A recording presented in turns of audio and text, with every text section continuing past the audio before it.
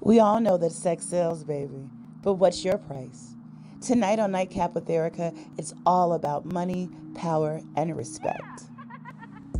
The Fairy Ho Mother from Ho University and Bianca from Pure Pole Fitness want you to invest in your sex. Life coach Shantell Jamison and Art Chatdaddy Sims want to know, will you sell your soul for love?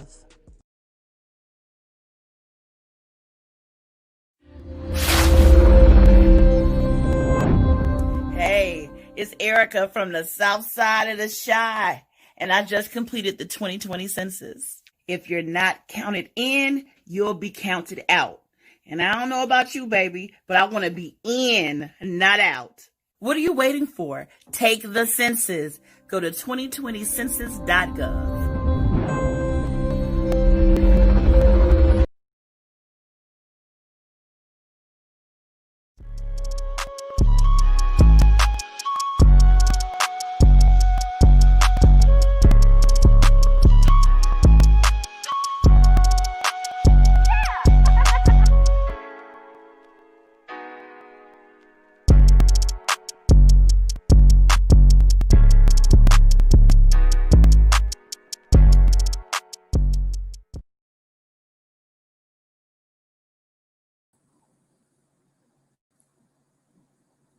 Hello, baby. This is a Miss Elliott exclusive. You just wanna get me hot. You just tryna get my twat. He wanna taste of my goodies. He said it tastes like butterscotch. No, you cannot give me that. You tryna get me, you get back. Unless you tryna marry me, my ring must be big as a rock. I open up my candy shop, my panties drop. You see what I got? I got the strawberries and berries, down chocolate slice, all in the box. Boy, you better stop. Cause I am the cream of the crop. Baby, you know what I got. I'm top notch. I can talk until your body starts to squeeze out. When you push it on it, put that thing on me, boy. Well, it's stopping, baby. Can you throw me to sleep? Yeah. Every time you see me, do me dirty. Yeah. I mean, babe, I talk that. I want that shit, baby. I can't wait till midnight. Baby, come see me.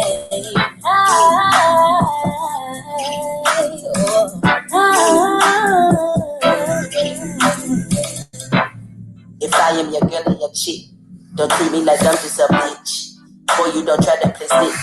I'm missing that chasing your life. Boy, you don't wanna get hit, use a trip around your boys, you be flipping that script. Tell me why you be frontin', you know you so pussy. I am the best that they get when I kiss on your lips and I don't want these all in your face that you taste on this cake. When I shake it, I might let you lick. Lick it, lick the kitty, kid, let you get it real quick. I'm big like a brick. I'm hot as one can get. This shit is so lit. I can fuck until the body starts to sweet out. Can you push it on me? Put that thing on me, boy. What's stopping, baby? Can you throw me to sleep? Yeah. Every time you see me, do me dirty. Yeah, I think that, I talk that, I want that shit, babe. I can't wait till midnight. Baby, come see me.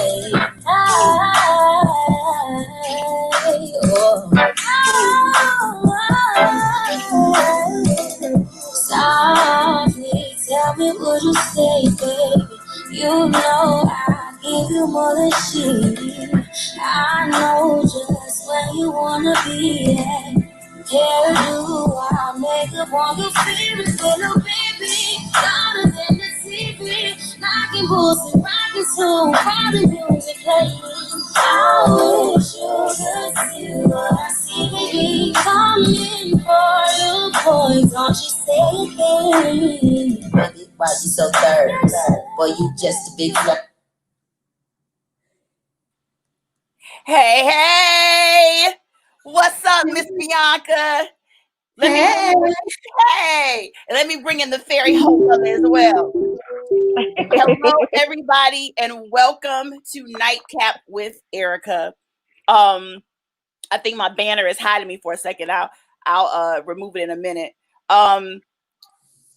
Welcome to Nightcap, everybody. Thank you. Hey, and I had to start the show off with Bianca giving us some moves, because I know the world right now, we're suffering. We're not in a good place. So I figure what would make people happier than seeing Bianca do a little something.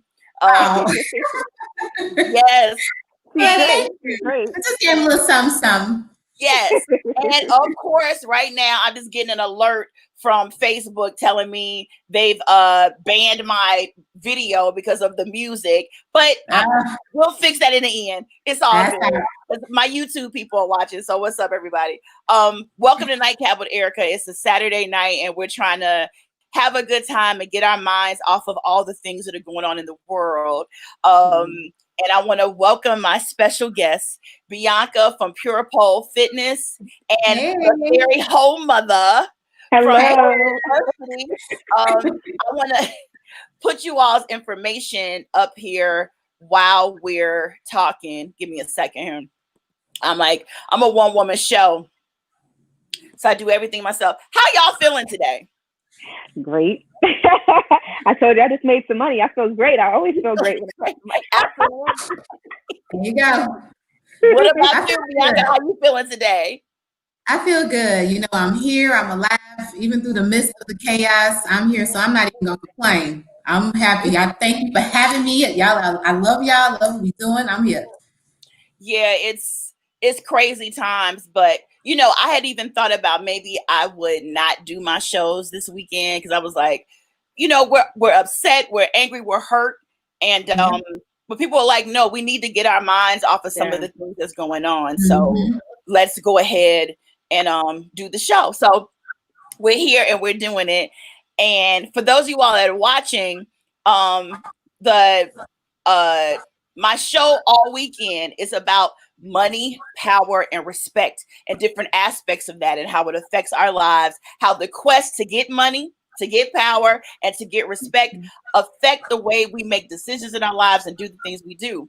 So tonight's show, though, is about when it comes to sex, love, dating, and relationships, how does the quest for money, power, and respect affect the way we get our love? So I decided to have two entrepreneurs that own companies that are all about love and sexuality and expressing yourself come on, so we can talk about the money, power, and respect that's involved in dancing on poles and being a fairy home mother, honey. Yes. If you all can quickly tell me a little bit about your businesses. Let's start with Fairy Whole Mother, who owns Whole University. Everybody wants to know, girl. Tell me what that's all about. Well, I'm an erotic communicator. I teach erotic communication classes. I teach you how to use your voice to make money, to charge by the minute without using yourself, your body. Like literally, we are actually, I call it a catfish, but we're actually using other people's photos legally to, you know, gain our money. So that's really in just what I do. Woo! So wait a minute now. Yes. Like, right, exactly. I'm gonna call you after this is over with now. And I love the way you worded it. You said you didn't say sexual entrepreneur, you said sexual communicator. Right. Yeah. That's what I'm talking about. It's all about wordplay. Yes. And ultimately, you know, guys, what our Fairy Whole Mother teaches us how to do is how to communicate erotically, and through phone sex is one of the ways she teaches. So we definitely go ahead. What were you going to say? No, it's agreeing with what is that I do, and it does help as far as relationship goes. I've seen a lot of people who've come my way, a lot of students that came my way that was probably not so sexual, but by the time they finish that course and making their money, they open to any and everything. So wow. So while the other school systems are failing us, Whole University is making an impact. That's what I'm talking about. Yes. Right. And then another type of education and university is being offered by Bianca. Tell us about Pure Pole Fitness. Okay, well, Pure Pole Fitness, I started actually 5 years ago. I teach beginner and intermediate pole dance fitness. I literally just kind of educate women on what the essentials are of pole dancing. It's a confidence fitness, but it's also a sexy fitness. I try to get ladies and some men too who are into it to pretty much just kind of find their alter ego. I do not like anyone to come in there as just their regular plain self. We dig deep into that inner pervert that they are, just embracing and love. And we just kind of build that confidence up and also help them just kind of get their body in tune. As you know, pole dance fitness has its own little stigma that it's just strictly about stripping. And it's not that. It's basically just people getting in tune with themselves. Right. And I mean, no, listen, pole dancing is an art form, baby. I know that. I've never done it. I haven't been able to find a pole with enough reinforced steel to hold all that. They are there. I'm looking for one because listen, I've been seeing some big girls pole dancing, and them girls been putting it down, baby. So I'm all for it, but I'm like, I live in for those of you all that may not be from Chicago, I live in what's called a bungalow, a house that was built probably in the early 1900s in Chicago. So me and the wrong pole up here, baby, would tear this whole goddamn house down.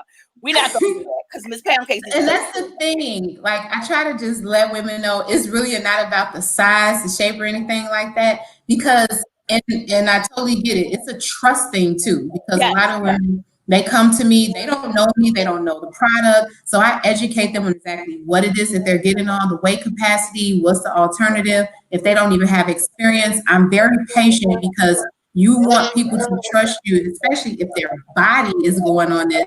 The first thing in their mind is, I'm about to tumble over, and I'm going to sit through, and that's going to be it. But a lot of women come to find themselves and to also bring something, to the bedroom, because we have children, we get, our life gets busy, and we lose that sexiness in us. So that's what I'm here for. Right. Well, I mean, I feel like, with what you all do, more so than any other kind of educator, you all have to have some real patience because you're dealing, just like a teacher of elementary school may be having students come with all different skill level, all different backgrounds in their lives, and not only that, the lack of maybe self-confidence in their ability. So it's the same thing with y'all. I'm assuming, a girl like me, I do all right in the bedroom, but communicating sexually by phone and by dance, sensual dance, that's a different skill set. Do you find that a lot of times it's about you even building up the self-esteem of women from the inside out before you can even really get to really schooling them? Or do most people already come at a certain level where you can dive deep in right away? Bianca? No, a lot of times I get women that come in completely clueless about what the pole fitness business is, what pole dance is, and really just who they are. So a lot of times before we even get into the class, they want to talk. They want me to understand what's going on with them because everybody is different.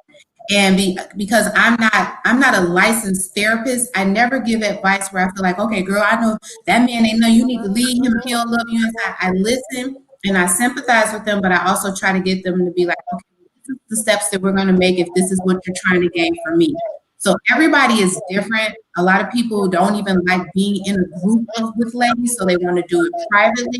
So it's really just learning that person and kind of understanding what it is that they want. A lot of them don't know what they want. They just feel like they lost something. They see that they want what I got. And I tell them, no, you're going to have your own individual sexy because it's in you. And it's really just having patience and listening. Wow. What about you, Fairy Ho Mother? How are your students coming to you? How are they? Are you also building up the self-esteem of folks along with teaching them? Or are they coming ready already with their, you get some that come like ready, but you do build a lot of confidence. There's some girls who I've had girls who are virgins. I've had girls who are, super Christian and they never did anything like this before. So it does build a lot of confidence from the inside and to know exactly what you want and to learn what you want from your partner. And it makes them really question, maybe the sex they've been having. Like, is the sex they've been having been, up to par, or should they step it up, So, yeah. Yeah, well, when it comes to both pole dancing or phone sex, I'm ready to learn, and I'm not gonna front like I know what I'm doing. I believe that you pay the professionals the money so they can teach you the right way to do it, and that's I'm ready for that. So speaking of the whole ideal of money, power, and respect, as far as money goes, with being an entrepreneur in a sensual, erotic field, do you find that this is a marketplace that's easy for female entrepreneurs to enter into and have a lot of success, or is it just as tough as building any other kind of business? What do you say about that, Fairy Ho Mother? Oh, it's just as tough. It's just as tough. And, especially with the way America is, and they're so like shy about sex and sensuality, it makes it very hard when it comes to like marketing your products or trying to get things out there. It's like you get shut down. You have to find other ways of doing things. So I think it's just as tough. Yeah. Yeah, I always wondered about that too. Like I see, like even with me, my show on Facebook has gotten flagged and banned many times, and I'm not doing anything really that crazy that I don't even see on other sites. I just feel like sometimes even when it comes to Black female sexuality, people are so touchy or at arms, and it's like, what is the problem? You could be a size 0 blonde with blue eyes on a pole on Facebook and no one says anything. As soon as you put some thick black thighs and some black titties on a pole, all of a sudden it's a problem. How's it affected you, Bianca, with your business, with marketing and everything, and being a woman entering this marketplace? Because it is fitness. What you're doing is fitness. Yeah. And just like Fairy Her Mother was saying, it's difficult. What I had to learn is about the wording of everything that I do. I updated, like even with my name, it says Pure Pose. So I just kind of took the pose part out and put Pure Fitness, because as soon as people see that pose word, instantly it goes to the stripping. So it's basically, me just representing myself professionally, because when they see me, of course, they don't hear me talk or anything when I'm doing certain things on the camera. So it instantly makes people think of something sexually than what it is. Until women get to my class, they understand, like, oh, this is a fitness. I'm tired. So it's really just, the hard part is just getting people to understand what it is. And I'm catering to women. We know us. We know that we are extremely difficult. We know that there's a wall up, so there's a trust thing. Yeah. So it's just really putting it out there, because there are also certain professionals that love it, but because they are afraid of what people think and may say, they instantly like, oh, I don't do that pole thing. So it's hard, but I keep at it, because the more people I meet, the more they understand. They're like, oh, okay, it's not what I assumed. So, it's just really about me just, like you said, the wordplay, and just getting people to actually come to it, because all instructions are different. Mm-hmm. Right. So also with that, how important do y'all think it is for women to really invest in themselves, especially when it comes to their sensuality and their sexuality? Like, I feel like anything else we know, if you want to learn it, go take a class. If you need it, go get the experience from somebody that really knows what they're doing. When it comes to sex, though, and sexuality and sensuality, it feels like people are just autopilot. But isn't it a good thing to invest that money in your skill set, whatever that skill set may be, so that you're good at it? Like Fairy Ho Mother, it makes sense for me to pay you to teach me how to do phone sex, right? Yeah, definitely. You don't want to go out there and not know what it is that you're doing. talking, and you're getting certain fetishes mixed up with other fetishes, and you're going to get hung up on. You're going to waste your money and get hung up on because you don't know. I think it's very important for us to invest in these certain things. I've had people come to my class not because they want to actually do phone sex. I've had people come to my class just because they want to learn a little bit more about fetishes so that they can please their significant other in the bedroom. And if that's important for you to keep your marriage, your relationship together, I'm not saying that sex is going to always keep your relationship together because some people got bigger problems. But if you want to please them, if you are a pleaser, that is something that you definitely should do. Invest in sensual things to help you. Is it so? And the same for you, Bianca. Does it make more sense for me to come take a class and learn and invest that money in me? Or do I just grab a pole and buy one and just hope for the best in my house? No, I never suggest anybody to just grab a pole because you can buy a pole all day and it'll just be sitting there, clothes will be around it. It'll just, or it'll still be in the box because you don't know what to do with it. Right. I tell the way people do their the treadmill at home or that elliptical at home, it ends up having all these clothes, and you don't want to let a pole go to a waste shower and just have a whole bunch of clothes around it. Yeah. You'll be surprised. So many people buy things and they see things like on TV or YouTube and they be like, oh, I can do that. And then when they get it, they like, what do I do? So I always suggest the ladies, come to the class first, learn first, and actually see if this is something you want. See if this is something that you feel like is going to make you sexy. Because a lot of times people are kind of delusional about what it is that they really want to get out of what they're looking for. So I try to make them be realistic and start off slow. But I always just take a class first before you invest because the poles aren't cheap. The good ones anyway. Yeah. People buy $50 poles and it's coming right down. See, that's my problem. I'm cheap. Last thing I need to do, y'all, is buy a $50 pole. Y'all gonna do plus size comedian Erica Watson found dead in her living room, right? From pole incident. Causes of death unknown, but we think so. It's like, no, get a real pole, y'all. Go ahead. I mean, maybe not spend thousands before you become really know, but get a pole. What about I look at you both as very powerful women. When women are sexy and embrace their bodies and who they are, I think that's the most powerful thing in the world. It's like they can do anything they want to do. But in particular, like, do you feel powerful when you are on the phone having phone sex with a man and basically having him go crazy? Like, what's involved in that? Like, how does it feel? It feels fucking great. Yeah. Oh my God. To get them to do anything you want them to do. I'm not sure if you've seen my clip if I had the guy barking and mooing and stuff like that. You have to listen to my clip.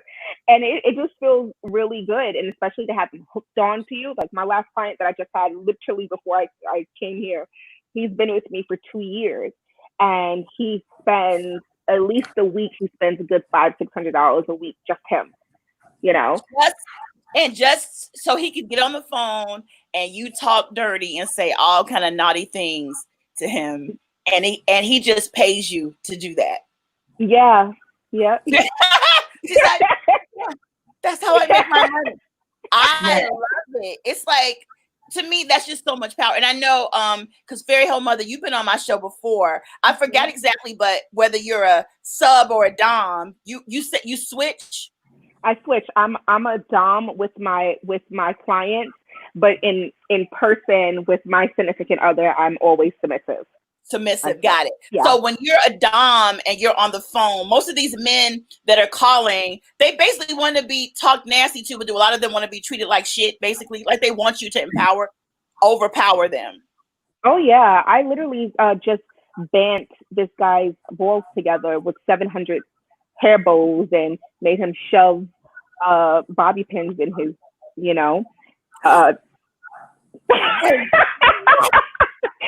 I just did that. I just made him take candle wax and pour it all over his balls and his penis. So Yeah, I usually put my pictures on. Wait a minute, Bianca over there drinking, girl. She's like, wait a minute. Okay. I forgot to shout out my sponsor, Creative Click. Sorry. Let me give me a drink. What you drinking, Fairy Home Mother? I actually just finished. I actually had a pina colada. Okay. Yeah, and I just added some vodka to it. I literally just finished it. I was drinking while I was on the call. You know. Right. Oh my goodness. Right. Okay. Right. Bianca was like, "Let me get a drink." I need a drink. Okay. So you do these video calls. So that's the thing. Like, so back in the day, phone sex was literally on the phone sex, but now you can do video calls with people. I just thought about that. You can. Go ahead. I don't do too many video calls. I literally just do regular phone call, calls or whatever. But if I have a client who wants to get on video, depending on the client, they usually don't see me. I might do a one-way video where I can see them, they can't see me, and I make them do a bunch of shit that, I had this one guy ran upstairs, his wife is downstairs, and he was like jerking off in the bathroom or whatever and slapping his balls and stuff. So, woo, girl, listen. Love it. Wait, this is the thing, Bianca. I'm finding out that, some of the things I like to do in life, I could have been getting paid for these things. Yes! I tell you. Like eating. Like, I know y'all heard of OnlyFans. I don't know. Do you have an OnlyFans page, Home Mother? Not yet. I was like, I need to, I put a food review up on Instagram of me eating this vegan sandwich. Mm-hmm. And so many dudes wrote me privately saying they enjoy watching me eat some fake ass meat. And I was like, okay. And I'm like, they're like, oh, well, if I send you some food to you, will you eat for me on camera? And I'm like, they're paying people to do this. I've been eating and getting fat for free. I could have been getting so I'm just saying, it's Corona and we need money, so I might do some things. But Bianca, for you, like the pole is steel, and I'm thinking anytime you put steel in somebody's hand, it feels powerful. Like, what's the power rush for you when you are dancing? It is kind of like an adrenaline rush because like when I do pole, I'm not how I am now. I'm actually in my alter ego BAM. So I always teach and do pole as BAM. So it's a totally different personality. It's a way more confident with a little bit more aggressiveness. So that's how I really like get students, and they see that and they be like, oh, okay. So how much is it? Okay, I'll pay you right now. So it's literally me just trying to pull something out of them sexually that they shy about, but in a comfortable way. So when they see that, it makes them kind of question themselves too, because I get different type of people, straight, lesbian, whichever. So I make everybody comfortable. So it's kind of like an empowerment thing, but never nothing where I feel like I'm overpowering them, because I make them have this attitude where when they're dancing and doing things, they make people think they better be privileged to even look at them. Like, I was like, y'all better be privileged that I even decided to even come here and teach you all. And they feed on that because some of them need that so they can have an ego. And it's nothing to belittle them, but they need that sometimes. So wow. It's crazy. Y'all are so right. Like, it really does. We should all walk around like it's a privilege to be in my presence and to get my time. And if I'm giving you time on that phone, and exciting you, and if I'm giving you time dancing for you, you need to be very respectful of that privilege. I'm all for that, and I think we all should walk around that way. Like, it's and especially women of color, Black women. I get tired of saying the women of color thing. Black women. There's so much thrown at us around that makes us dim our lights and make us feel like we can't really celebrate ourselves and love ourselves who we are. So I get it. Like, it's a privilege, goddammit. So for all you that like watching me eat my vegan sandwiches, Yeah. motherfuckers. That's right. Let me go ahead and get this OnlyFans page so y'all can pay me enough to at least buy me a Jimmy John sandwich or something. But my clients can't even send me a picture of their penis without sending me money first, because I won't look at it until I get cash. Come, yes, I love you. Yes. So wait a minute, y'all. Very home mothers. She's schooling y'all. Both her and Bianca are schooling you. Make sure that you walk around like it's a privilege for people to even lay their eyes on you, right? And then now you're saying, and you won't even lay your eyes on them unless they pay you. Money, listen, this look. That's what it is. So my eyes are just gonna be closed with my hand. I'm like, I don't see you at all. And then when the person's like, oh hey, I see you. There you go. Hey. Right. Yeah. Oh wow. I'm tired of dick pics though, y'all. I haven't been getting that many though during the COVID-19. I must say that. But before then, random things come. And I was just like, why are they sending me this? But now, I mean, people like you, Fairy Home Mother, these dudes are paying you to even look at their dicks. I think it's wonderful. Some of them motherfuckers need to be paying me to look at their shit. Because I'm like, what? I deserve a check for this. Well, I think I told you before that, I used to get dick pics. And then when I posted on my Facebook, if you send a dick pic to my inbox or DM, I will sell it to the highest bidder of my client, because my clients do pay for dick pics of other men, and I will sell it. I bet I stopped getting them. Yo, right. Also now, yeah. Oh my goodness. Now, when it comes to the respect in y'all fields, do you feel that there are people, because of stigmas, that don't respect what you all do as legitimate professions and a way to make your money? Like, do you have to, I know, especially you talking about when it comes to marketing and presenting your business, people have all these preconceived notions. But to me, first of all, sex and sexuality is so much of a big part of our lives. That's why we're all here. Somebody fucked somebody to make us. So what is the big deal about sex, right? But when it comes to erotic entrepreneurship, like, how much of your time is spent getting people to understand that what you do is legitimate and deserves respect? Or do you not even at this point really care about that? You just doing you? What about you, Bianca? I used to do like the whole dialogue thing because, it's always about how I present myself. You do have some entrepreneurs who, they don't know how to present themselves, so they are looked at in certain ways. So especially when I'm dealing with male clientele, I always have to come professional and let them know about my business and my money, and I don't have to do any of that to get where I'm at. So it's really about just people taking you serious. I try to just have them look at just my length of years that I've done work, and I give them my little spiel about what I do. They take the class. If they like it, great. If not, I can refer them to someone else, because I've kind of just put myself in a place where I really worked my ass off on a lot of things, and I just don't feel like I have to keep going above and beyond, especially when people don't want to pay and they want to try to lowball my prices. Then that's when I keep it moving. I don't even give them more time when it comes to them trying to adjust my prices. It is what it is. So, it's just really how I present myself.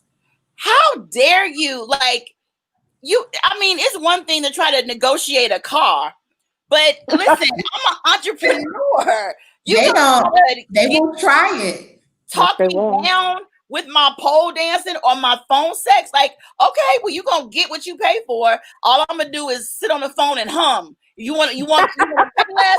I'm like, okay, conversation over. And like, who does that? Do you get the same Fairy Home Mother where people like, oh, well, can I get how much for one rib? It's like, well, how much for one? How much? My actual clients have never done that. But when I first started selling my packages, I got a lot of women that tried to talk me down. That's too expensive, this and this. And, you know, once I got the backing behind me with other women, it was funny because, again, it was a lot of women who were not of color, who took my course first and showed that they really made money. And then our people started to come a lot more once all my stuff was there. But showing that this is a respectable business at what it is that I do, because my business is called Whole University, people think I sell pussy, and then they have to to be known like that's not it. But now at this point in time in my life and where I am now, 3 years later with the business, I personally don't, you know, I really don't give a shit. I know what I do. This is what it is. Come correct, and that's it. Girl, I mean, this is my thing. When it comes to me, the whole mindset of the whole mentality, that's not really has anything to do with selling pussy though. It's like, to me, when I would look at it and say, she's about to fully let me understand that what my worth is, that people are worth paying for my time and spending time with me, and we gonna like enhance and embrace all that it is about me to be sexy. I wouldn't be like, oh, she gonna teach me how to sell pussy. I mean, for somebody to be that narrow-minded is just crazy to me. But I get it. Wow. Like, have you all ever had any students where it honestly just wasn't no hope for them? Like, no matter what move you taught them or what sentence you told them to say, it just wasn't working. Like, can everybody do what y'all do? Or is it just really for some people, all hope is gone? I don't know. Well, y'all quiet, so that lets me know. I'll start first. Yes, Bianca. What is it? Can everybody do it? No, and I tell people that pole is not for everybody. It isn't. I do other things too, like I teach sexy chair dance or twerk and things like that, because it is hard at times. It is something that you really have to mentally get your body in tune with, and some people just don't have it, or physically their body just won't allow them to, especially if they aren't fit, you know, and haven't done any fitness thing, period. It's just not for everybody. You know, they can say they tried it, but I have, you know, this is a small percentage that I've had students that I just be like, okay, let's try something else. Let's try chair, you know, because I just don't feel, it's not in me to just keep taking somebody's money and watch them basically torture themselves and then get defeated and see other people, you know, progressing, and they looking at me like, what is it that you're not doing for me? And it's like, okay, this ain't gonna work. Right. So, yeah. Well, I appreciate that though. I think the fact that you will be honest with somebody and tell them, hey, this may not be for you. Like for me, I know chair is probably best, and probably me sitting my ass just down in a chair and not doing none of this is probably super best. But you know, I do feel comfortable enough with my body to do certain kind of moves, but I already know pole is not for me. There is somebody that made a comment here. Let me somebody said they actually are plus size and do it. Let me see. Where is that? Oh, here. What's her name? My Beautiful Me LLC. Okay, I'm a plus size pole instructor for 8 years. I started at 300 pounds when I started. I'm fairly new to the phone sex operator world. Phone acting is a whole different beast. Wow. Okay. Yeah. Yes, honey. But I mean, I know it's anybody can try and give it their best. I will say though, maybe phone sex would be more my thing. It seems like, you know, anybody can just be behind the scenes, you know, be on the phone. They don't see you. They don't know who you are, and you can just do whatever you want. Can you give me an example, Fairy Ho Mother, of can you do a little phone sex? I mean, let me get my drink ready, because Bianca is twirling now on the pole. So it would be only fair if you give us a little phone sex now, honey. Phone sex. Yeah, but now, can you give us a little thing without a person, or do I need to go find me a man and put on him? No, I can do it without a person. Okay, yes. Okay. I'm gonna add it all in for you, okay? Yes. I gotta hold my phone. So wait a minute, y'all. She got a prop and everything. Do Show on. I She got a prop. gotta do it. You better do it. Okay, here we go. Action. Hello. You have your cock in your hand? Pull that cock out for me. Put that cock right in my fucking mouth for you. And put it down my fucking throat. What's this?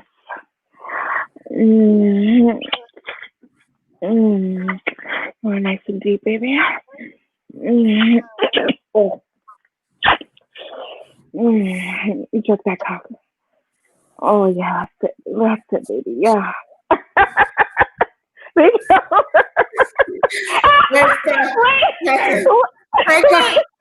Take my notes. Okay. No. Okay. Wait a minute. I wish I had a cock for you, girl, because that was good. Lord. Wait, Bianca, did you do the sound effects, girl? I'm like, let me take my notes. I have to put my glasses on. Like, Let's put our glasses on. Okay. Woo! You better work very hard. Thank you. Girl. Okay. Oh my God. First of all, I love it. So then what? Oh my God. So when you're doing that, like, what are they doing? Honey, first of all, I see why you got a whole university, baby. You Okay. I'm about to enroll in classes. Me too. I want to be a student. Yeah, I'm about to make a song for you like the way back in the day when I was little. They used to have a song for these little makeshift schools. I'm tired of flipping burgers and frying fries. They used to do all this shit like you can be a success if you go to college. I'm gonna be like, go to the whole mother university. Learn how to do phone sex and make money. Make all the men pull out they cock. I'm just gonna make a song for you, girl. The sound effects got me. Look at Bianca over there writing notes. Girl, I have to get my glasses. Yes. I love it. I have a whole section dedicated in my course to I call it Foley art. So to sound effects and making things sound like it's something that it's not. Remember, I went to school for film, so that was something that I learned how to do was, make sound effects that wasn't, Oh my God.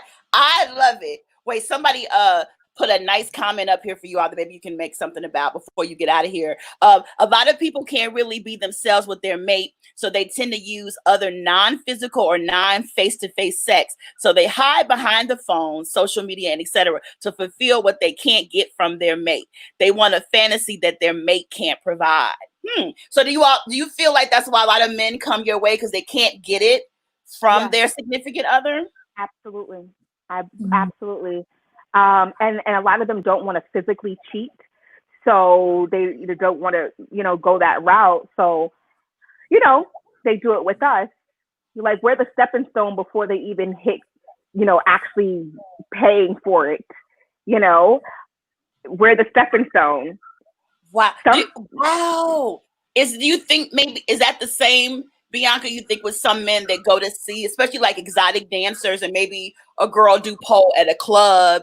Because you're you're instructing the girls that go to the club to dance. But do you think men is that the fantasy because they can't get it at home? And this is the way they do it without cheating?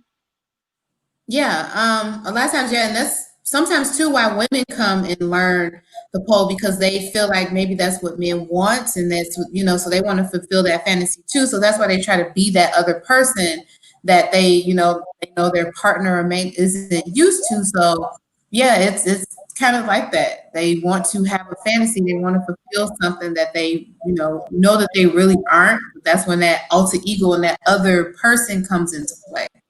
Wow. So what words of advice do y'all have for the women out here that may feel insecure about who they are and their bodies and their abilities and may not think that they're even sexy enough to get on a pole or to get on a phone, or even for a woman who just may be confined to like societal ideas of what a good and proper woman is. Anything you want to say to them to encourage them or give them any kind of advice on what to do, Fairy Hole Mother? As far as society goes and complying to what society says, fuck them. And I just feel like be comfortable with who you are, your imperfections, get comfortable with that. And as soon as you're able to be comfortable with that, everything else will just follow. And never dim your light. Don't ever dim your light for anyone, not a man, not your friends. Be who you feel you want to be. Yes. What about you, Bianca? Any words of advice or encouragement at all for the girl that she ready to take your class, girl, but she's scared? I'm taking your class, Bianca. I'm gonna be a student at Show University.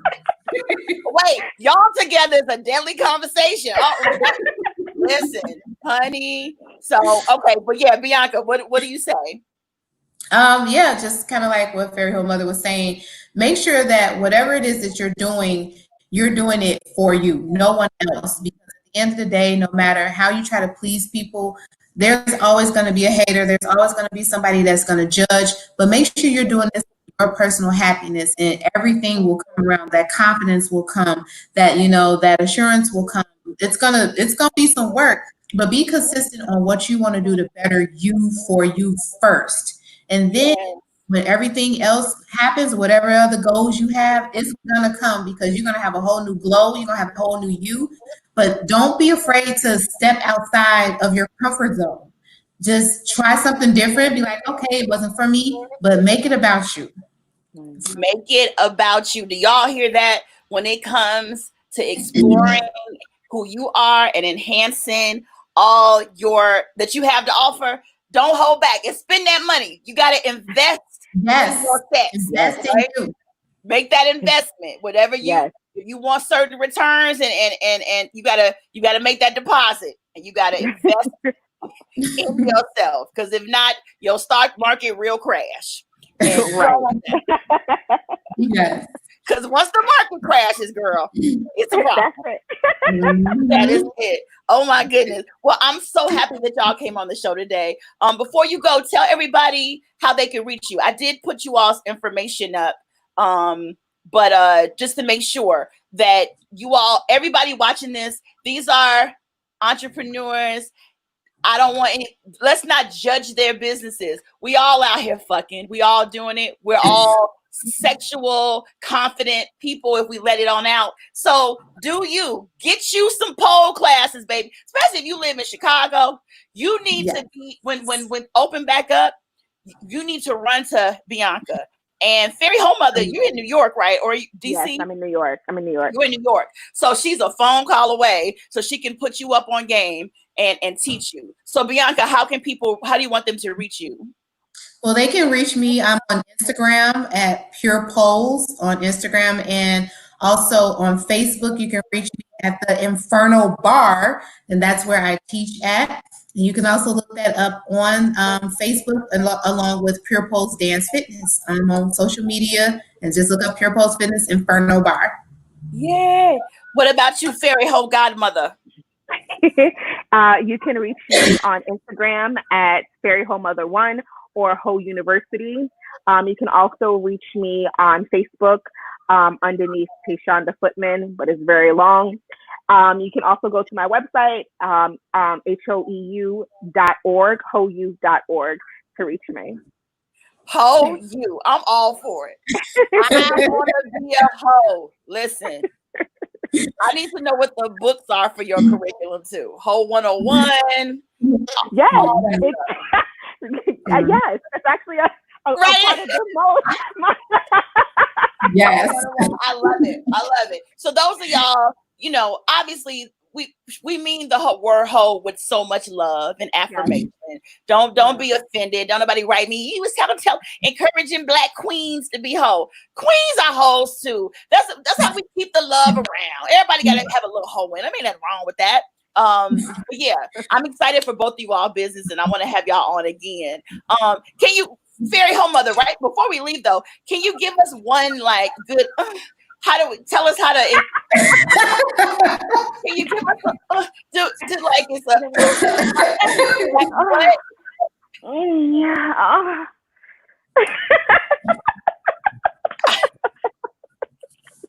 So crazy. I love it. I love it. I'm gonna be practicing all night.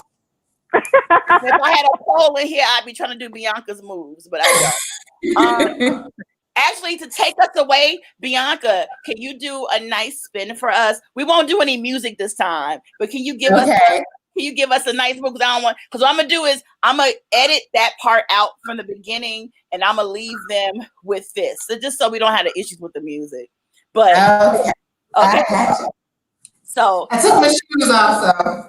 Okay, as Bianca prepares to get around the there you go. Let me put her on the big screen. Check it out. Yes.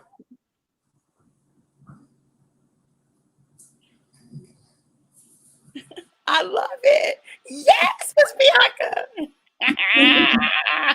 Yeah, and Bianca, I love when you do the kick, girl. When you do your yes, right. Do that, oh, girl.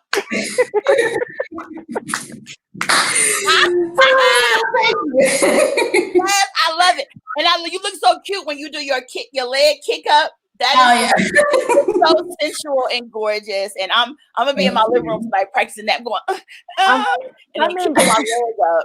We're gonna see how it works for me. We're gonna see how it works. But I love you, ladies. Thank you all for coming on. I hope you'll come back for having me. Thank you. All right, y'all support these ladies and reach out to them so you can learn the skillful arts of investing in yourself and your sensuality and your sexuality. Put some little money to the side and make it rain on yourself. Invest in you, right? Okay. I'll see y'all later. Thank you. Bye, Bianca and Fairy Home Mother. I love it. That was good, right? I don't even know if y'all can still see me on Facebook or not. I think they got rid of me.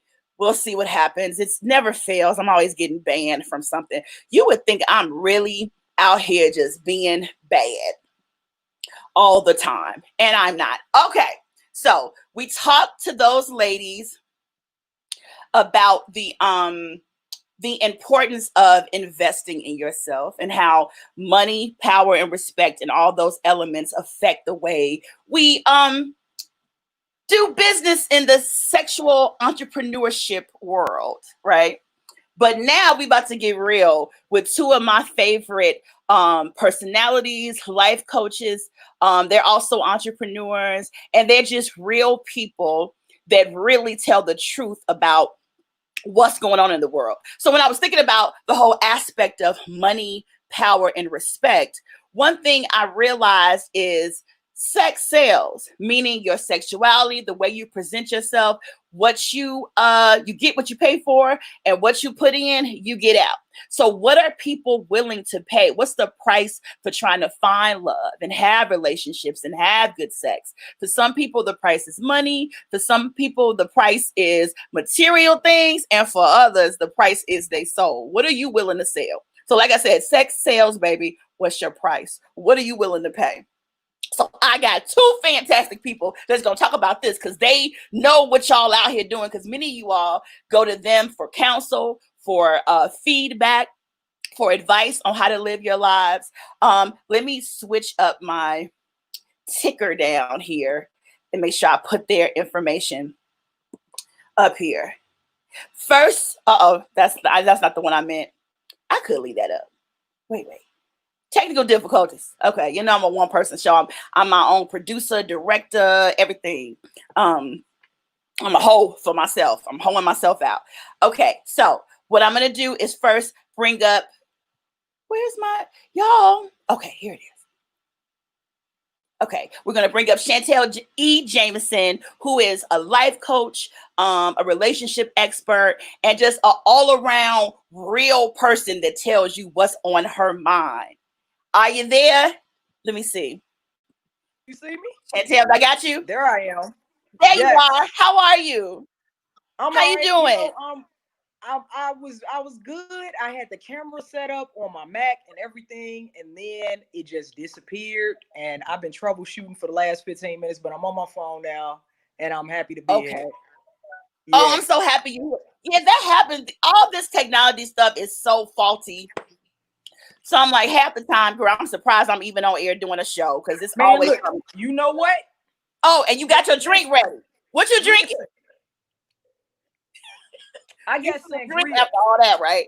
I got sangria, so I don't even care. Right, but it's like, let it go. Oh my God. That's technology, man. I'm so happy to be here. You know what? You are like my first appearance, my first video interview in several months since the whole pandemic been going on. It's been dry, so I'm over here lit. I'm on my second glass of wine. You know what I'm saying? Whole university got down. Bam, got down. You know, you got down. I'm with it. Thank you. Oh my God.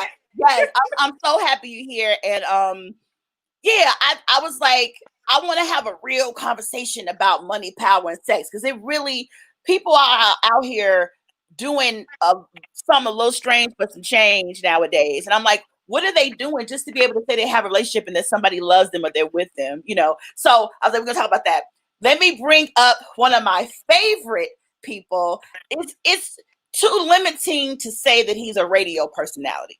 He is just an ultimate personality overall. He's done his Real Deal chats for years. He is synonymous with dating and relationships. And he's just a good friend. He's everybody's best friend. Give it up for Art Chatdaddy Sims. Whoa, look at your sexy background. How you doing, Art? Can you hear me? Hey. Hey. Good evening. Can you guys hear me? Yes, we can. How you doing? Can you hear me? Yes. Yay. Hello. How are you? Wonderful. Glad to see you both. I'm excited to be here. Erica, honey, I got a bone to pick with you. Oh, no. What I do? Did you hear me? Yeah, what I do. Okay, so here's the deal. I thought you were inviting me on your show tonight to talk about Black Christians meet. I thought that's what this conversation was going to be about. And you done had some chick from some whole university that I am so horny, but yet offended all in the same breath. I am. I'm so horny, but yet offended all in the same breath. I am. Glad to be here. Well, you know what? Honey, I apologize. For y'all that don't know, Art Sims is a good old, nice, sweet Christian boy. He would never be on a show talking about a whole university, not Art. So I had to lie to him for him to be here today. He didn't even know there was going to be a poll in sight. But look, you know, Art. Shantell, on the other hand, was with it. Yeah. Sign me up. Wait. With the pandemic and everything, you got plenty of time to what? Yes. You got plenty of time. Lori done put us on lockdown. Okay, I agree. We done. Look, I got the thirsty 2 ounce. Cheers. Exactly. Cheers. I got a tequila sunrise. Cheers. Oh, I love it. They about to tear the damn neighborhood up. Honey. They about to tear the damn neighborhood up, but now we get ready to talk about sex. Yes. Hello. And I hear firecrackers and stuff outside my house now. Like they are lighting firecrackers and it's like, what is going on? But listen, my dog is currently hiding under the couch. Are you serious? Firecrackers. Yes, it's been madness the past 2 days. Yeah. Well, the thing is, right. I don't know if it's gunshot or fireworks. You don't, right. I got to get my phone cord. Stay right there. Okay. Absolutely. We ain't going nowhere. Right. So let me say though, for those of y'all watching that don't know, all 3 of us are actually in Chicago, where right before my show, we all got an alert from the city of Chicago that we are on a curfew lockdown as of 9 p.m. I believe. The whole city was locked down. So everybody has to be in their house. So I'm like, damn, I can't even probably get no Uber Eats or nothing now because they can't deliver it. Well, so, Uber Eats is essential. Okay. So maybe there's hope. Maybe there's hope. No, It sure is. No. Wow. So I'm glad y'all are both here. So y'all know I want to talk about money, power, respect, and how all three of those things and the quest for them make people do the things they do to get relationships. And the first thing I want to talk to y'all about is the whole idea of money when it comes to dating and relationships. How important is money? Like, if do I have to have it?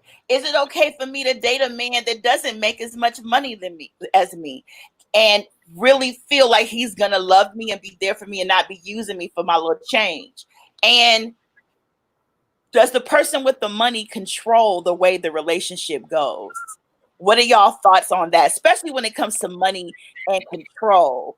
Is who has the money the leader? What do you say, Chat Daddy? Oh boy, this is interesting to me in many ways because I look at it like this. If you had no money at all and we love each other, it should not make a difference. We should be able to come together, figure out ways of being creative about how we would date. I also think that, you know, as the relationship progresses, you should learn money matters together. You should do things that are conducive to you wanting to be with somebody. But if you're with somebody solely for money, you will never win. You'll never win because you'll never be happy. What do you say, though, about at the same time, should having yourself together and being financially stable be something that you focus on before you get out there and be worried about getting in a relationship or even getting some sex? Like, what do you say, Shantell? Should we have our paper up before we try to get our penises up? Man, look, okay. I'm gonna refrain from busting the hell up at that paper up, penis up thing, but it makes so much sense. Anyway, so first of all, I like to be a person that, you know, can confidently say money doesn't matter, but that's a damn lie. It's a lie. Money does matter. Now, is it the only thing? No. But the reason why it matters depends on the person's association with money and the things that you need to do in order to properly court somebody. No, you don't need $1,000 to impress somebody or take them out on a date. But you do need some form of income to feel stable enough to even invest in dating. Otherwise, you're going to be what is known as a hobosexual. And that is a man or a woman that then got with somebody, caught them at a weak, vulnerable, emotional moment, and can only offer sex and conversation. Yeah, and listen, I done dated a couple hobosexuals. Hobo, homeless. You ain't the only one. You ain't the only one. Yeah, I've done it. But because of that, and I made the wrong choice because I was dating men that didn't have anything, seeing the best in them. Oh, he's a good person. He has potential. I love to date potential. I'm good for dating me, a motherfucker that has the potential to do nothing but use me up, right? That was my past. But now it made me a hard person. So then I turned into this girl that's like, if he doesn't do this kind of thing for a living and make this kind of money and have his own, I won't even entertain him. But I don't want to be that. It's just that my past experiences have made that be the case. Am I wrong? Are women like me? Are people like me wrong for feeling that way? They're like, nope, you got to come to the table with this, this, and this, or I won't even entertain you. Is that the wrong mindset? You're never wrong for wanting what you want. Go ahead, Oh, I'm sorry. You're never wrong for wanting what you want. The goal is to set yourself up for relationship success. And if you feel like money's going to be in the way, or you're going to resent having to take care of everything, then it's best to date somebody who is able to at least split it 50-50 with you. You don't have to go to 5-star restaurants all the time, but you do deserve some peace and comfort. Like, everybody like to say, oh, you know, you build a man up, you be with him when he didn't have nothing. But we kind of see what happens in some instances when you do that. You know, they sometimes end up leaving you for a white girl. Yeah, hello? Listen. I'm just saying. Yeah, Kanye said it best. And when he get on, he leave your ass for a white girl. Yes, Yep. absolutely. So I get it. But let me ask you, Cat Daddy, then is it okay for a coffee date? I've had some women that have told me they don't accept coffee dates. And if a man likes you or wants to entertain you, he will reach into his pocket and at least spot you for lunch or dinner. But others are like, no, a coffee date allows me to get to know you quickly and see if I want to even be bothered before I make the investment of a meal. But what do you say? Am I setting myself up for failure by only accepting venti lattes for a date?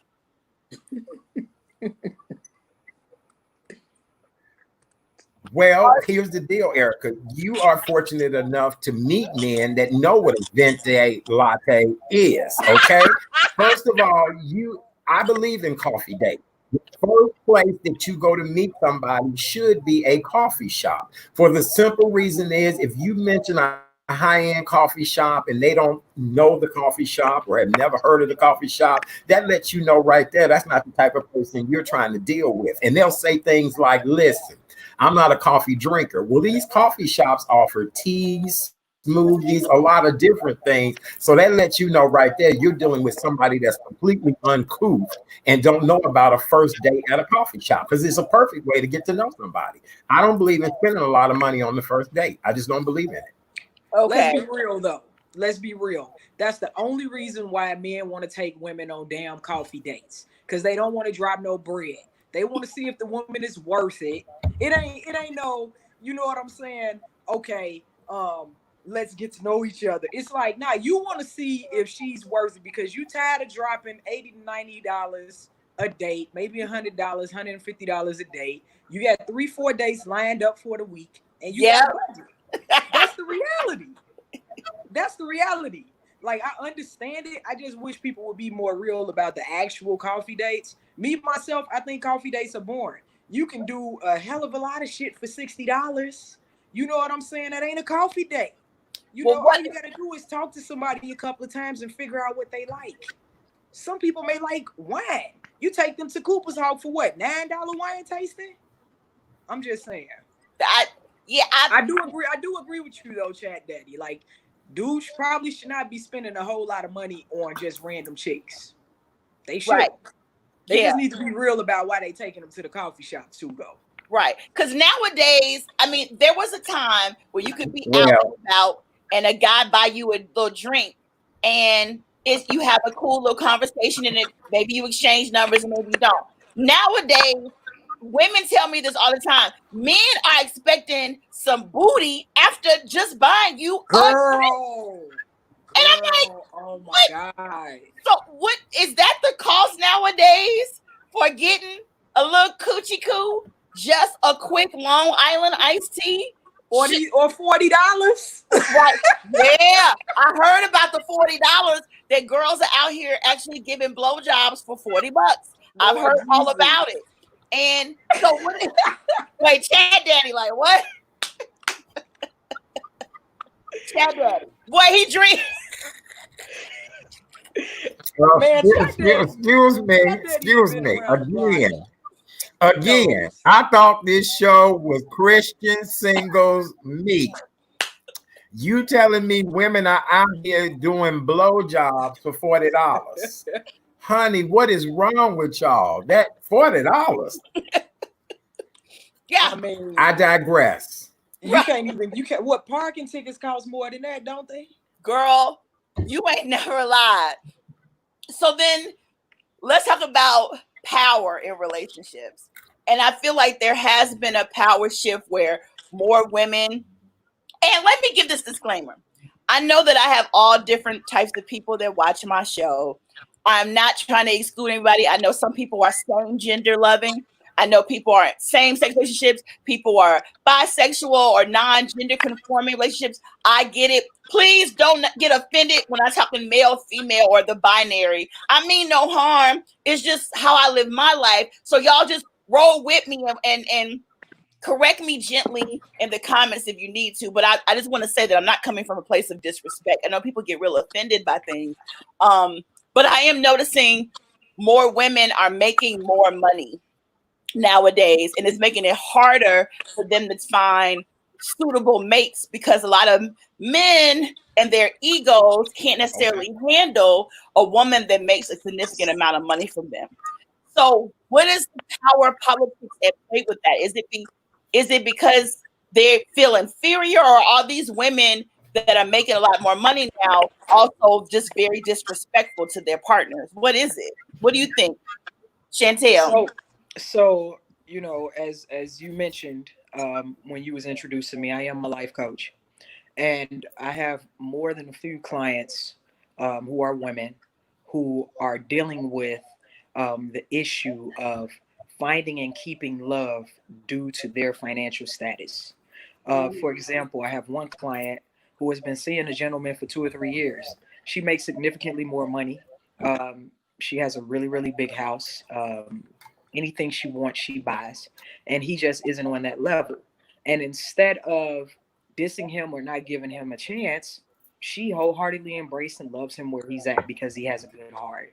But his insecurities are causing tension in the relationship because every time he gets in her car or enters her home or hears about how she got a promotion at work, his insecurities are triggered.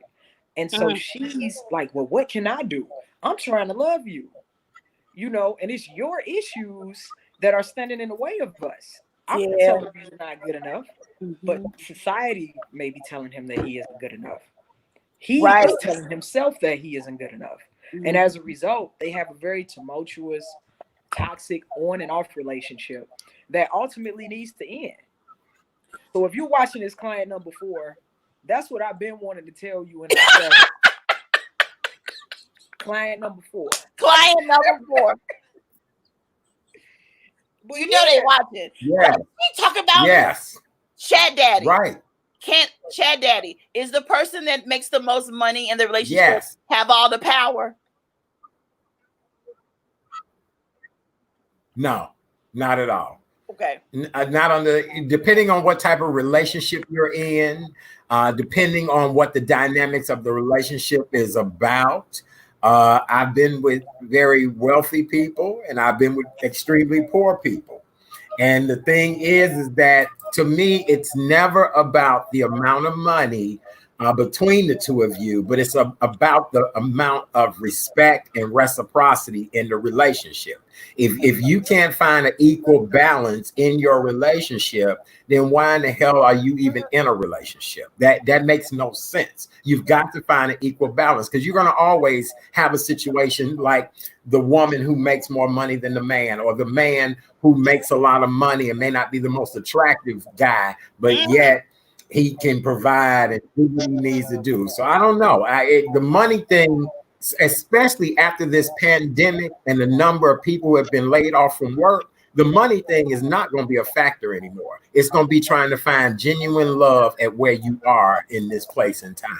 Chat Daddy, I 100% agree with you, because one thing that this pandemic has shown me and probably a bunch of other people is that what we know as normal no longer applies. We have to create and make up shit as we go at this point, because this is a world that none of us have ever lived in. Right. And undoubtedly it will affect relationships. Yep. And I think overall y'all are right. It's like a shift is happening in so many different aspects of our lives. There's a shift with the power dynamics and with money. COVID is shaking shit up. And then even with the other horrible things that are going on in the world with the police brutality and killings, violence within communities, just every kind of issue you can think of. I feel like there's a purge going on. There's something happening. There's some shift and things that are changing. So we're going to have to think differently about our relationships and power dynamics. And right now, we all need each other. We need love. So I'm not too worried about what a person makes. I just want to be respected. I want respect. And I want to ask you both about respect in regards to relationships, because I have friends that are, especially they're in a situation where they've been disrespected by the person they're with several times. There have been more than one occurrence. I'm wondering, can they recover? Is there a way to continue a relationship after you've been disrespected, or does the disrespect throw it all out the window? What do you say about that, Chat Daddy?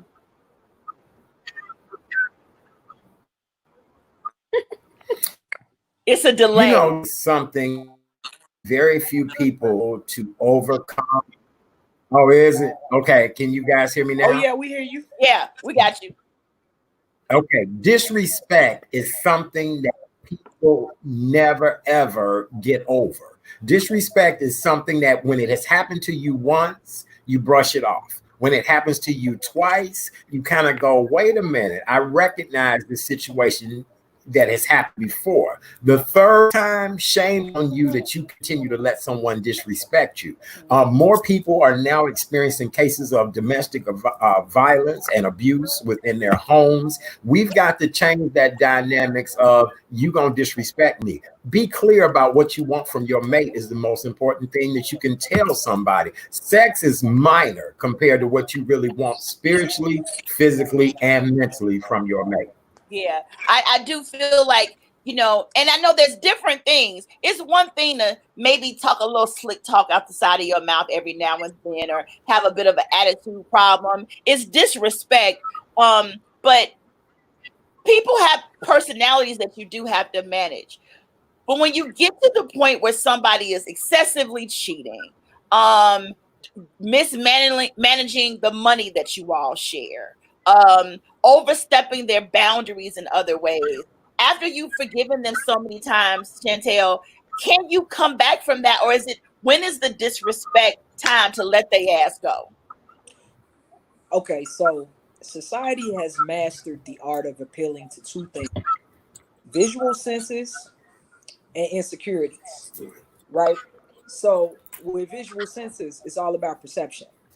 And we see all the time people who are miserable on the outside, but they put up a front, they put up a facade on social media that they have a happy, perfect relationship. And they may have all of the money and they may have a powerful position at their jobs, but they're miserable because the individual is in fact disrespecting them. And the longer you stay in a relationship where you are being disrespected, the longer your relationship goes through ups and downs where you end up breaking up and getting back together due to that disrespect, the weaker the relationship becomes and the greater your insecurities become. So you don't really overcome it. It's like if you're constantly being disrespected for the same thing, right? And you stay in that relationship, you just get to a point of acceptance. There is no forgiveness. There are no apologies that are genuine, because this individual knows that you're going to just forgive and you ain't going nowhere, no way. Mm-hmm. You know what the old saying is, you got to teach somebody how to treat you. Yes. You know what I'm saying? If you constantly stand, you know, due to the unfair treatment, then chances are you aren't respected at all. There's somebody who just can walk back and forth on you, all over you, walk all over you. It almost feels like it's the same as when I used to be a substitute teacher sometimes back in the day. I had to come in and be a total like bitch and a sergeant in the classroom to let these people know, like, I am not to be fucked with, students. I don't care if y'all kindergartners. I will whoop everybody's ass up in here. Don't cross me. Don't touch me. And I turned into this person where this is not even me. Why am I being mean like this? But I felt like if I don't come in with my guard up, then I won't get the respect. And I found that I've done that in some relationships too, where I was extra hard and overly sensitive about things because I wanted to make sure he know I'm not to be played with, I'm not to be fucked with, and you're not going to disrespect me. And those relationships don't work out. So how do you get respect from people and garner their respect without have a wall up and being so off-putting that you actually end up damaging what could be a good relationship? Have you seen people do that, Art? And if so, what do I do to make sure I get respect without having to be a tyrant about it?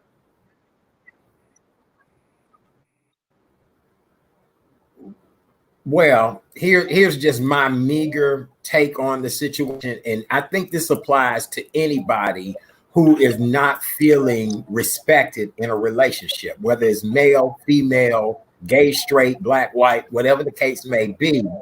Respect respect is something that you have to walk in when you meet a person and tell them, listen, you're going to respect me. And if you meet people who are not respecting you the way you want to be respected, it's time for you to move on. It's time for you to change the dynamics in which you and your relationships are centered around. If you've been messing around with people that ain't shit, then you will continue to mess around with people who are like that until you decide to elevate your level of what you're looking for and decide to look for something different out of your relationship.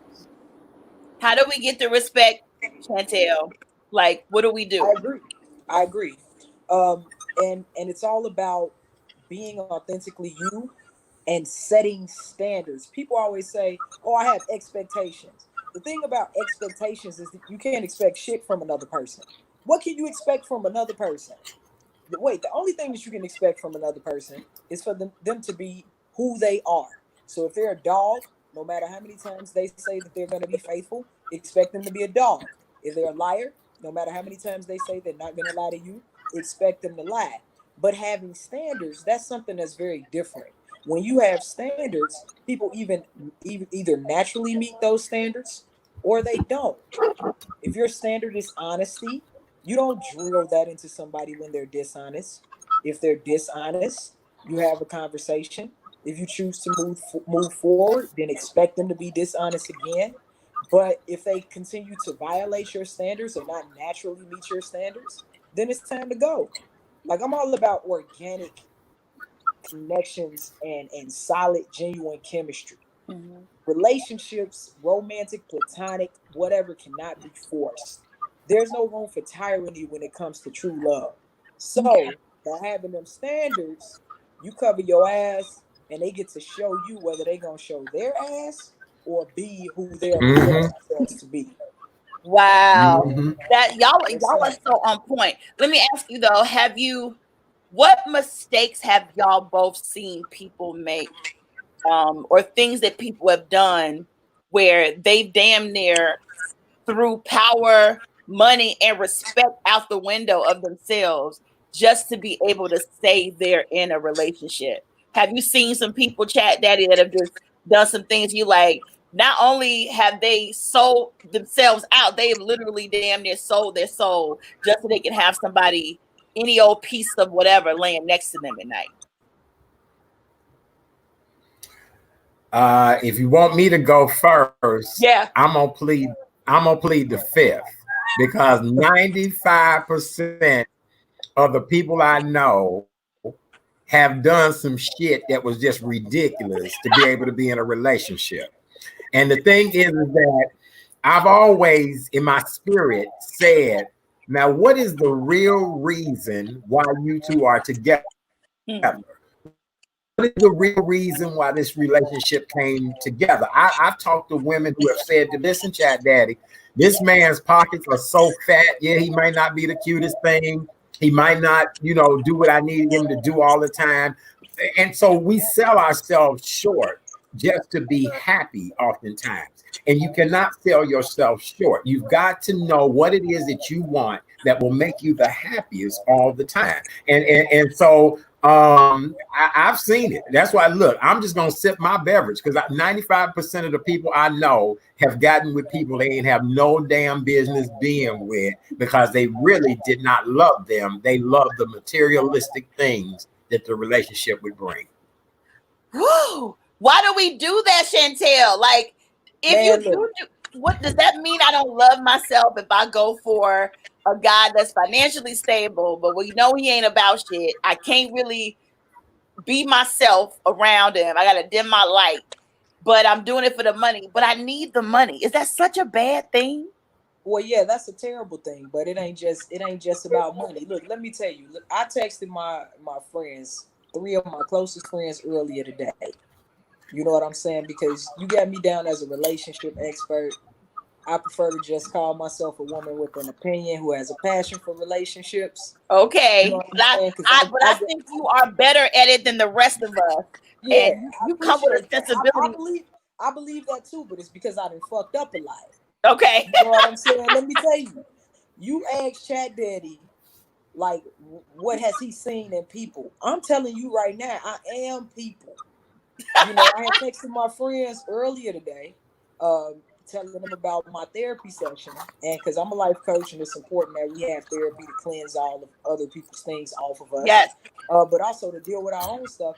And I asked them for prayer. I'm like, y'all, look, this therapy session, you know, it's taking me through the ringer. It's digging up old skeletons. I'm really going nuts, and it's because I'm facing the reality of the person that I once was. I was that person who settled in relationships and constantly pursued unavailable people in an effort just to have some form of intimacy and some form of connection. I'm not talking about an arrangement that we may sometimes have when you engage with a person, just maybe physically or whatever, and that's that. I'm talking about just literally giving my all to people who didn't deserve it because I just wanted a little piece of that, a little piece of that love, a little piece of whatever. So I was the side chick. You know, I was the person that paid bills. You know, I was the person that did all of this bullshit until I woke the hell up. Yes. Now you couldn't pay me to pay somebody's bills. Woo! And so we do it when it does kind of tie into in some instances a lack of self-worth and a lack of one's belief in yourself, whether it's you believe that the love that they're giving you or the attention or the sex or whatever is all that you can get and something is better than nothing, or you don't believe in yourself enough to the point where you can make your own damn money. Y'all, listen, y'all have said a word. I ain't gonna talk about all the mistakes I've made. But you learn from them, right? Yeah. I mean, how else you supposed to learn? I'd rather learn from my own mistakes than sit up here and be naive and just go off what somebody else told me not to do. Because, I mean, what we going to do? We going to touch the stove anyway. Yeah. Like, I mean, I ain't got to do crack to know that I don't want to be a klutz robbing and selling Hennessy for $5 like I saw on video earlier today. But, you know, I'm just saying, you know, you didn't see that? No. Man, look, the rioters, man, dude had like 5 or 6 fifths of Jack Daniels or tequila or Hennessy. I can't remember. And we know he was gonna sell that shit. Yeah, he's gonna sell. Oh my God. He was gonna sell it. He had it stuffed. You know what, ladies? Since we've been on this broadcast, I've had the television on as well. And you know what I want to say is I'm so saddened about the murder of George Floyd. I'm just beyond just being able to adjust myself as a black man to even accept another black man is gone, has been murdered by the hands of the authorities. But I'm also upset and mad the way people have torn up the city of Chicago. Our downtown area on the news tonight is just destroyed. And I just think, you know, why would we destroy things in our city? And I don't want to change the dynamics of this show because it's off the chain, but I do want us to pray for our city and hope that we can get a healing from this situation. Well, you know, the thing is though, Chat Daddy, what you're saying still ties into the politics of money, power, and respect. That's why the people are reacting to the things, because the people that have the money, have the power, have the respect, and because of that, they treat the rest of us like less than and kill us. And these young people and old are feeling disrespected. They're tired of being have-nots. They want the money. They want power. They want respect in society. But does that mean go out and loot? This is the thing, though. Most of the reports a lot of them are saying that the people that are rioting and looting are not necessarily the same as the people that are trying to do protesting. That is, right. Yeah. So it's like you got people out there protesting, doing peaceful protests, organized protests, and then you got these rioters and these looters that come to act a fool, some of them being paid to do so. And that's what scares me, that it's people that are out here trying to dismantle a peaceful protest. Like, what city was that? Minnesota, where the mayor said the people rioting and looting that they arrested weren't even from that city or state. They're from outside. Right. Well, Chicago too. Right. I just don't see a bunch of it could be happening, But I feel like the people here that care are really trying to do a protest, and then these rioters and looters are coming to use that as an excuse to act a fucking fool. Well, check it out. Check it out. I'm gonna be real, and it's gonna be different from y'all. It's gonna be different from y'all. I saw a meme yesterday that I shared on my social media, and the meme said it was a picture of Colin Kaepernick. Is that how you say his name, Kaepernick? Colin Kaepernick, yeah. Colin Kaepernick, yeah. Colin Kaepernick kneeling, right? And then it was a picture of no, that was a different one. Hold on. It was a tweet. It was a tweet from, I believe her name is Tammy Loren. And she said, "Why are you destroying your own communities?" and da da da da da. And then someone replied to her tweet, well, Colin Kaepernick kneeled, and y'all found a problem with that too. Oh yeah, it was Tammy. Tammy, what's her name? Whoever, she's kind of controversial. She's a Fox News commentator. Yes, really yeah. Tommy Lauren. Okay. But that was powerful to me because it's like you made a big deal when Colin was kneeling peacefully, and now the city is being torn up, and obviously it's a big deal because things are being dismantled. So what do we do? What do we do? I really don't. My thing is, too, Erica. I'm sorry. Okay. It's a terrible thing because it's like you are in many ways mimicking the teachers. White men have gotten rich off of looting and rioting and stealing from every type of Black, brown, and indigenous person and nation since the beginning of time. And in many ways, some people may say this is chickens coming home to roost. That you are constantly, like, the top level museums in the world are filled with artifacts that were looted. They have taken from lands and robbed from land and got enriched off of them. So they've learned from the best. That doesn't give an excuse. I'm just trying to let people understand in some ways. It's like, ultimately, when you light a fire and then try to tell it where it can and cannot burn, it won't make sense. But I do believe that a lot of the people that are rioting and looting right now are not doing that for the right intentions and reasons. This is an excuse to destroy and act a fool for some. Like, I don't necessarily know if stealing Louis Vuitton purses is going to lead to Black men and women not being killed by police or killed by violence in their own communities. I don't know how grabbing a purse will do that, but.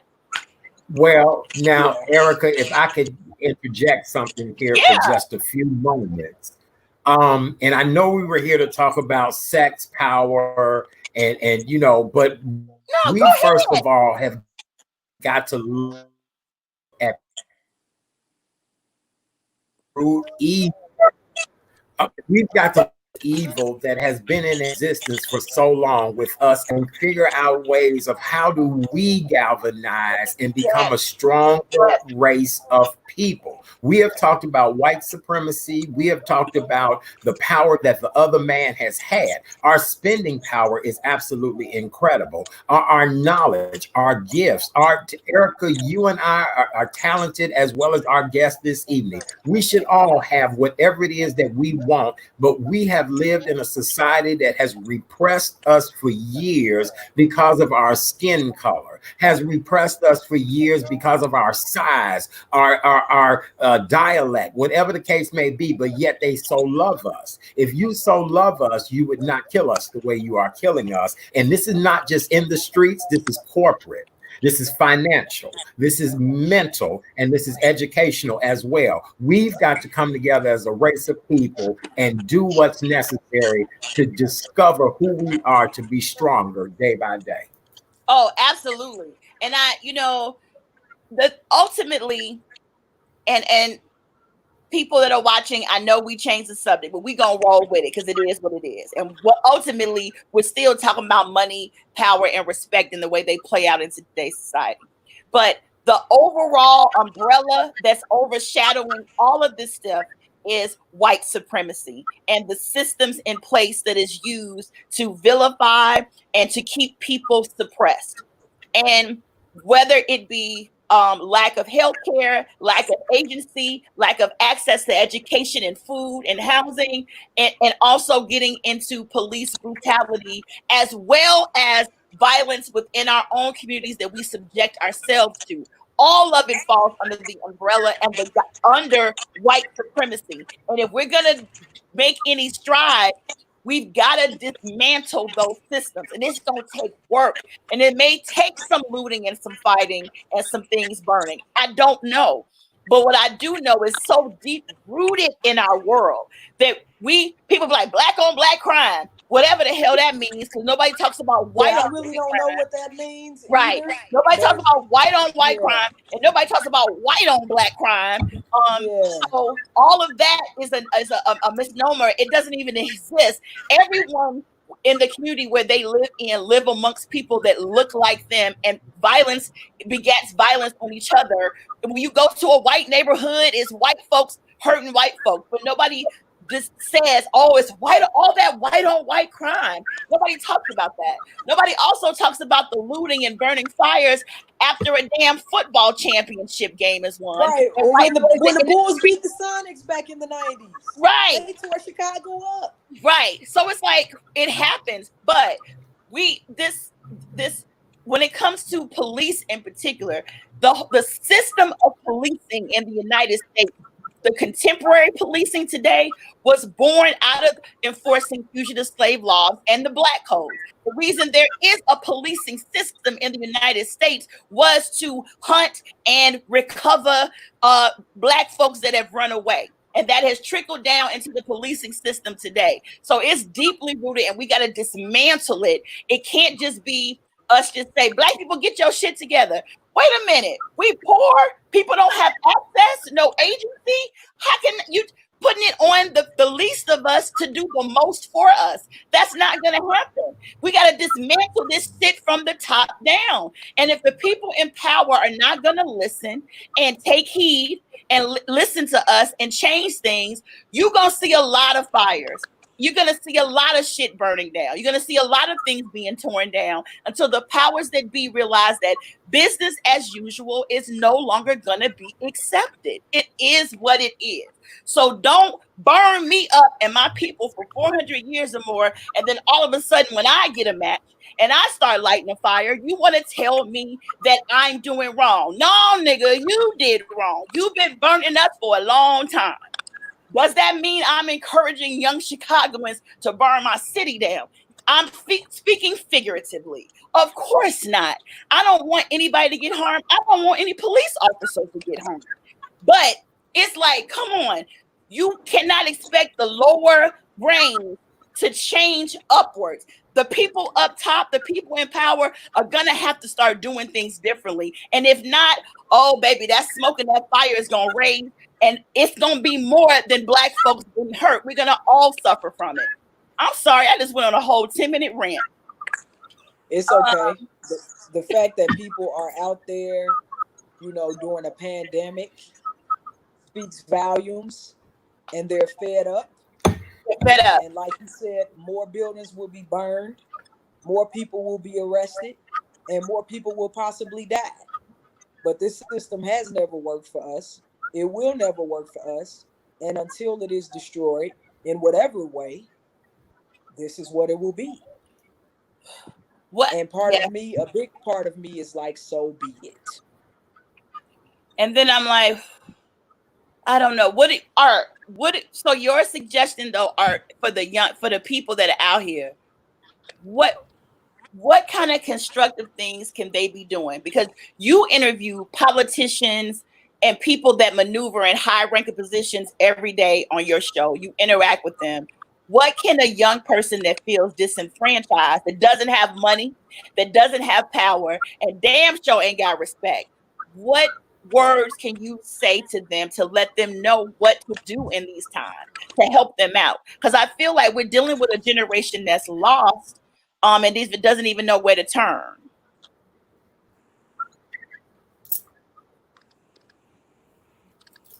Thank you so much, Erica, and I appreciate you for allowing me to be able to say something to the masses.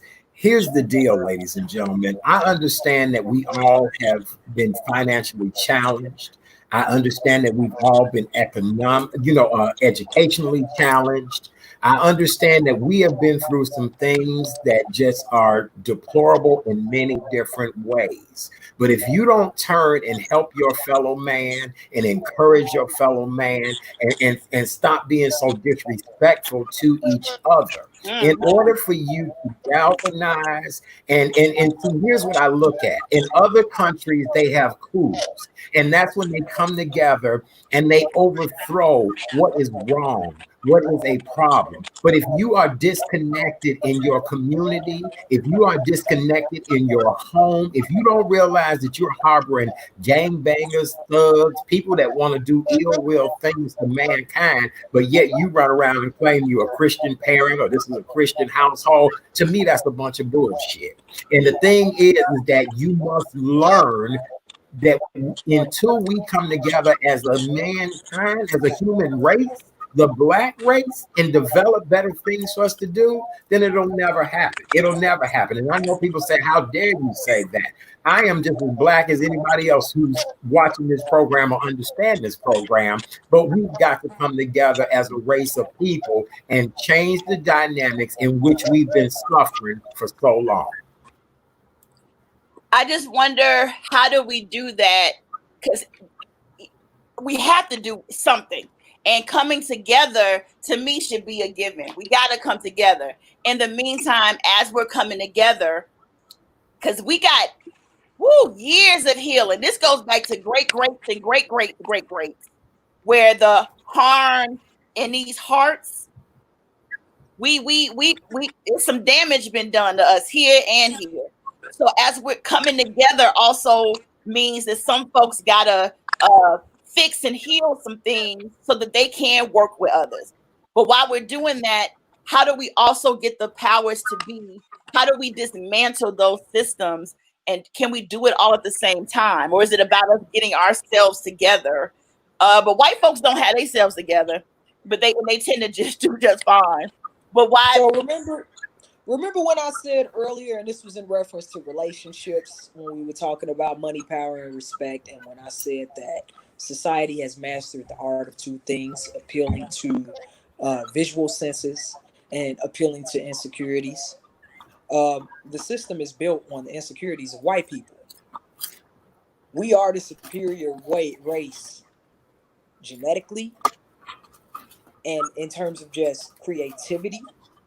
And history says that. And by superior, I don't necessarily mean better than any other human being, but we've created and invented a lot of things that make life easier for human beings. And if we go back to our little history lessons, not the ones that they put in the books now that make slavery and Thanksgiving appear to be a joyous celebration where everybody came together, but the real shit that went down, they took from us. So when you appeal to the visual senses of an African-American man like George Floyd, he was tall. He was very strong looking. Mm-hmm. It would take more than one individuals to take him down. Mm-hmm. You know, and then the insecurities and the fears of racist white people, you know what I'm saying, thinking that we will potentially overpower them. Mm-hmm. Not just African Americans, but any minority. You have a deadly cocktail that is fueled by negativity. And it will never, ever be anything that could result in substantial change as long as they're in power, because they're not leading with love. So while I agree that we all need to come together, I don't necessarily see it happening because they fear us too much. And when you're driven by fear as opposed to hope and faith and trust and unity, you're going to want to destroy that thing that you're afraid of. You're going to want to keep your knee on that neck. It's not going to change. And that's why I'm like, that's why people are burning shit up.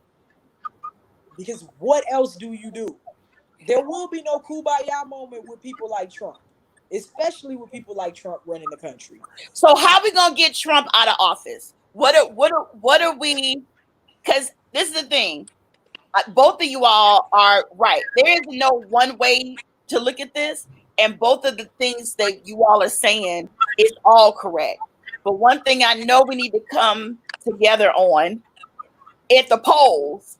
We may not be spiritually and mentally and emotionally together as a community, but we got to get together when it comes to politically and get Trump out of office. Can we do that, or is he about to get another term? What do you think, Chad? Lord have mercy is all I can say at this particular point. Because see, let me tell you how this entire story has unfolded. First of all, we tried to impeach this gentleman, and we could not impeach him. Then a global pandemic came along, and we have watched this Step and Fetch It show, the white man Step and Fetch It show. Okay, it's the white man Step and Fetch It show. Now we're dealing with riots in major metropolises across the country. How much more can happen to us next? The way I look at this, I said, as a Christian, God is truly trying to tell us something. We talked about this on my show Thursday night, that we've never seen this much. Just a short, and this is not going to end. It's going to be more destruction. It's going to be more people losing out, people suffering. We've got to come together and help each other and rebuild as people. That's all I can say about that. Well, you're right. All right, and I definitely I know somebody has wrote in the comments, and I'm gonna get to y'all comments in a minute. I love y'all. Thank you all for watching. Just saying that it's not that 45 is not necessarily a problem. Here I go, millennial votes. Said 45 is not the problem, it's structural. And I agree that it's deep rooted and it's structural, and it needs to be, the system needs to be dismantled from the inside out. There has to be a totally restructuring of government, policing systems, everything. That's going to take a lot of time. But in the meantime, we gotta do something to at least get Trump out of office, and also get the right judges to serve terms, get the right people that we want that are going to listen to us, and we need to make our demands known. That's one thing I do like about Killer Mike in particular, with him saying, listen, every nigga want to be the head nigga in charge. Everybody want to be the one that gives the great sound bite that seems like they are the ones running things and doing things. But we're all over the place. So what Art is saying, get together. At least if 5 of y'all don't agree on most things, find the 10 things you do agree on, and we go to that as a list of demands to get the things that we want from our government. So I just wish that there needs to be a think tank or something where we can say, hey, Biden, we're voting for you, but this is what we need. This is what you need to promise us and make happen. And we need to see the results soon. Not get in and take 12 years, well, it's only one term, 4 years to do one little thing. And you're not going to appease us easily. Right. But how do we settle on what the things are that we need as a community? Because even coming together, it is what we should do, and sounds poetic in some ways, more so than realistic. Come together and do what? Decide what we need, right? And how to move forward. What do you all say? Anybody? Shantell? It's complicated. It's complicated. I don't have an answer, because every day I see conversations being had online and even in my circles where people disagree. They don't even believe, some folks, in the power of voting. So when you have people who don't believe in Trump, don't believe in Biden, don't believe in the system, don't believe in voting, it's hard to change. And then you have people who believe in the power of voting, but they don't believe in Trump, they don't believe in Biden. So who do you vote for? You know, And so I don't have the answer. I don't know. What do you say, Art? What do? We come together, we get together, and what do we need to do? The number one thing that we need to do is stop being crabs in the barrel. Stop being jealous of each other. Stop being so backstabbing. Stop being so manipulative. Look at the fact that we all bring something to the table. Whatever it is that you know how to do, whatever it is that you're able to share with somebody else, is how we're going to make a difference in the world in which we live in. Clean up your communities. It's an easy, simple thing that you can do. Most African-American people, the ghettos in most cities are in very prominent areas. They're not far from downtown in major metropolises. They're easily accessible by public transportation. This is the type of thing that people who moved out of the city 20, 30 years ago, they now want to come back for ease and convenience because it's close to their retirement time, and most of these major metropolises are changing. Until we figure out how not to hate each other and how not to kill each other and how to say, listen, you're doing my brother or sister wrong, it'll never change until we decide change. And here's the deal. President Obama was the one that wanted us to have this change. That's what his campaign was about. What happened to what his campaign was about? Yeah, I mean, a lot of people do say that Obama got in office and he had to be the people's president and couldn't do things for African Americans, maybe like he wanted to, because he's everybody's president. He wasn't just black people's president. But let me say this. I do believe that we need change and to come together. But when you have a child, you got a 17-year-old black man who mama is on drugs, has no relationship with his daddy, all type of generational curses, sometimes no place to lay his head, may have suffered from domestic abuse, sexual abuse himself, or anything like that. Maybe he's not doing well in school because he doesn't have any support at home, has no agency. To go and tell that 17-year-old, don't get out here and do what you got to do to make money for yourself to take care of you. I think that utopia is something where we got to take into consideration the way in which people are living. And even if that young man doesn't love himself and doesn't have self-esteem, we as a community still need to embrace them and take care of them and help get them to the place where they love themselves. And I think too many times we dismiss, we throw away our young people that at 17, if you ain't got no help and no resources, of course you're going to go on the block and make some money or do what it takes so you can eat some food that night. We got to, if we don't, all of this is shrouded in white supremacy. Even black on black crime is because of white supremacy. So we don't dismantle the system at the top. We can get together and kumbaya all we want to every day.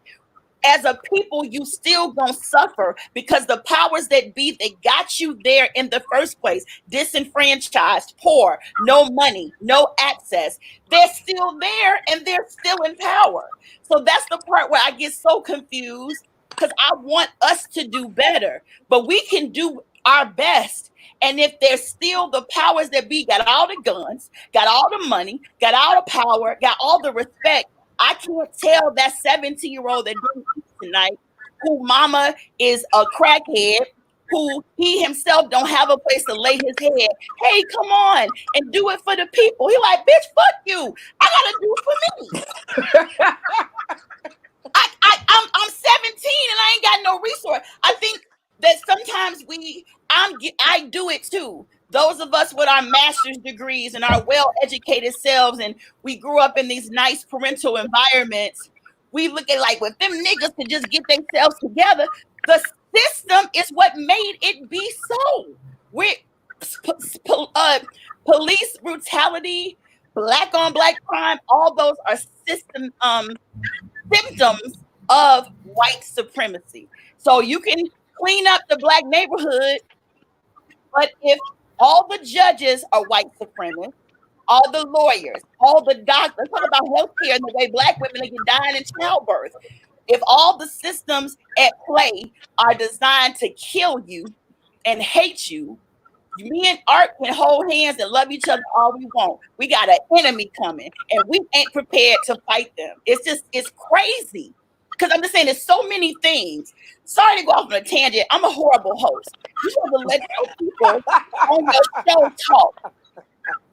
And I'm just running my mouth because I love Black people and I'm so passionate about them. But I feel that sometimes we, like I said, we're asking the most of from the least of. We're asking folks with no agency to fight for themselves. It's like coming up to a rape victim right after she's been violated and saying, well, bitch, get up, put your clothes on, let's go fight them. Like, bitch, I just got raped. What the fuck are you talking about? So you got niggas living in the hood where these children are not eating. They don't have food. Yeah. They don't have parental, they don't have parents. And those of us in the middle class that ain't never really walked in a house where there's more roaches in the cereal than cereal in the cereal. Have you ever seen a cereal box that's got more roaches than Cheerios? And you want to tell this ain't funny, kid, get your ass out there and do something and be better for your community? What the fuck? I ate a roach today, motherfucker. I can't. I got an uncle that touches on me. You know what I'm saying? I don't know where the fuck my mama at. So I'm just saying, I think those of us that are in highfalutin Negroes, that those of us that do have a little more agency in some ways, we gotta lead the fight and stop condemning and coming down on the least of us and asking them to do more than we're even doing. That's just my thought. I know a lot of y'all not gonna agree with me, and that is fine. But I see the babies that are eating flaming hots for breakfast, lunch, and dinner. I see the ones drinking purple drinks and eating them fake ass, crumbled up, fake pretend meat with some semblance of cheese on top and a fucked up, cheap ass Aldi Dorito, eating that like it's some dinner. And then you want to tell that kid to be productive in school when they lack nutrition and get no, you know what it feels like to live a life where you've never been hugged. It ain't nobody that's ever said they loved you or had your back. And then you want to tell that kid, don't riot and don't blow up a building. Well, we lucky they haven't blown us all up already. Yeah. Yeah, take your drink, Erica. All right. Sip your drink, baby. All right. Some of them. Okay. Listen, this last thing I'm gonna say, and I'm gonna let y'all talk. I probably people that keep bringing up Dr. King and the civil rights movement and how peaceful it was. First of all, that's propaganda. That's sanitized civil rights movement that we've been educated in schools that make us all want to have it. I love Dr. King, but don't tell me that the civil rights movement didn't have some people that dealt with violent protests. It happened. So if a revolution is going to be uncomfortable, it's not going to be easy. And for us to tell motherfuckers that suffering and going through shit, you got to remember, these young Black men in particular are the ones really, they're fighting the streets. They motherfuckers, when a car drive by, have you seen the way they look around and check their back? Like they're living in anxiety because they got the nigga up the street. They might try to kill them. And then the cops won't protect them. You got enemies at all sides when you were a young Black teenager, male or female. So then for us to tell them, hey, calm down. Y'all tired, but don't riot, don't loot. Sing kumbaya, niggas. Y'all go ahead and get together and hold hands and we gonna overcome. Like Master said. Nobody want to hear that. That's not the route I would go, but I understand where these kids are coming from. Like, we got to be real about it. With that being said, Erica, my number one thing to you is that you are so vocal about this particular situation that really your new platform should be an advocate for all of these young people that are suffering from this. You and I both know that there are young people who could use the nurturing.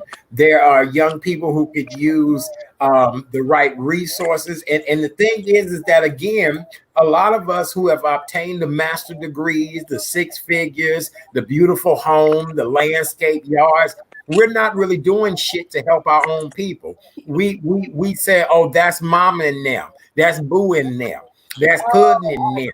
All And right. the thing is that if you're going to talk the talk, then you need to start walking the walk. And I tell that to anybody who, if you are not doing what is proactive to make that change and to help these young people get their voice out. That's why no matter what platform I'm on, whether it's radio, television, or newspaper, I want all mankind to be heard. Everybody is valuable in my world.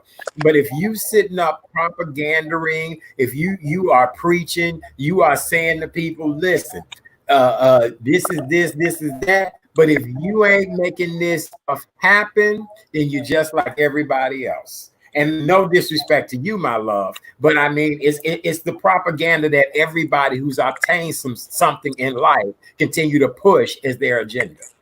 Yeah. Oh, I get it. Listen. I am in a point right now where, for health reasons and other things, I'm trying to take care of myself day to day. I do a lot, though, to help young people. And I think most people do know that and recognize that about me. But I gotta help. Look, like they say, you put the mask on yourself on the airplane first before you go around trying to help everybody else. There's some things within me and my situation where I need to be in a better position so I can really do the work I want to do. But I do my best to help young folks. Oh my God, a lot. Definitely behind the scenes. And it's not always something that needs to be broadcast. A lot of people are helping, but they're doing it to promote themselves more so than really move young people forward. So I'm all for it. I'm definitely not one of them people that want to be a talker and not a doer. But there are different ways to do. And that's what I think people understand. No, y'all, I'm not going to join marching and protesting. First of all, I'm fat. And by the time I walk one block, I'm going to be tired as hell and not be able to continue on the walk. So I'm not doing that. Protesting and doing that is one thing.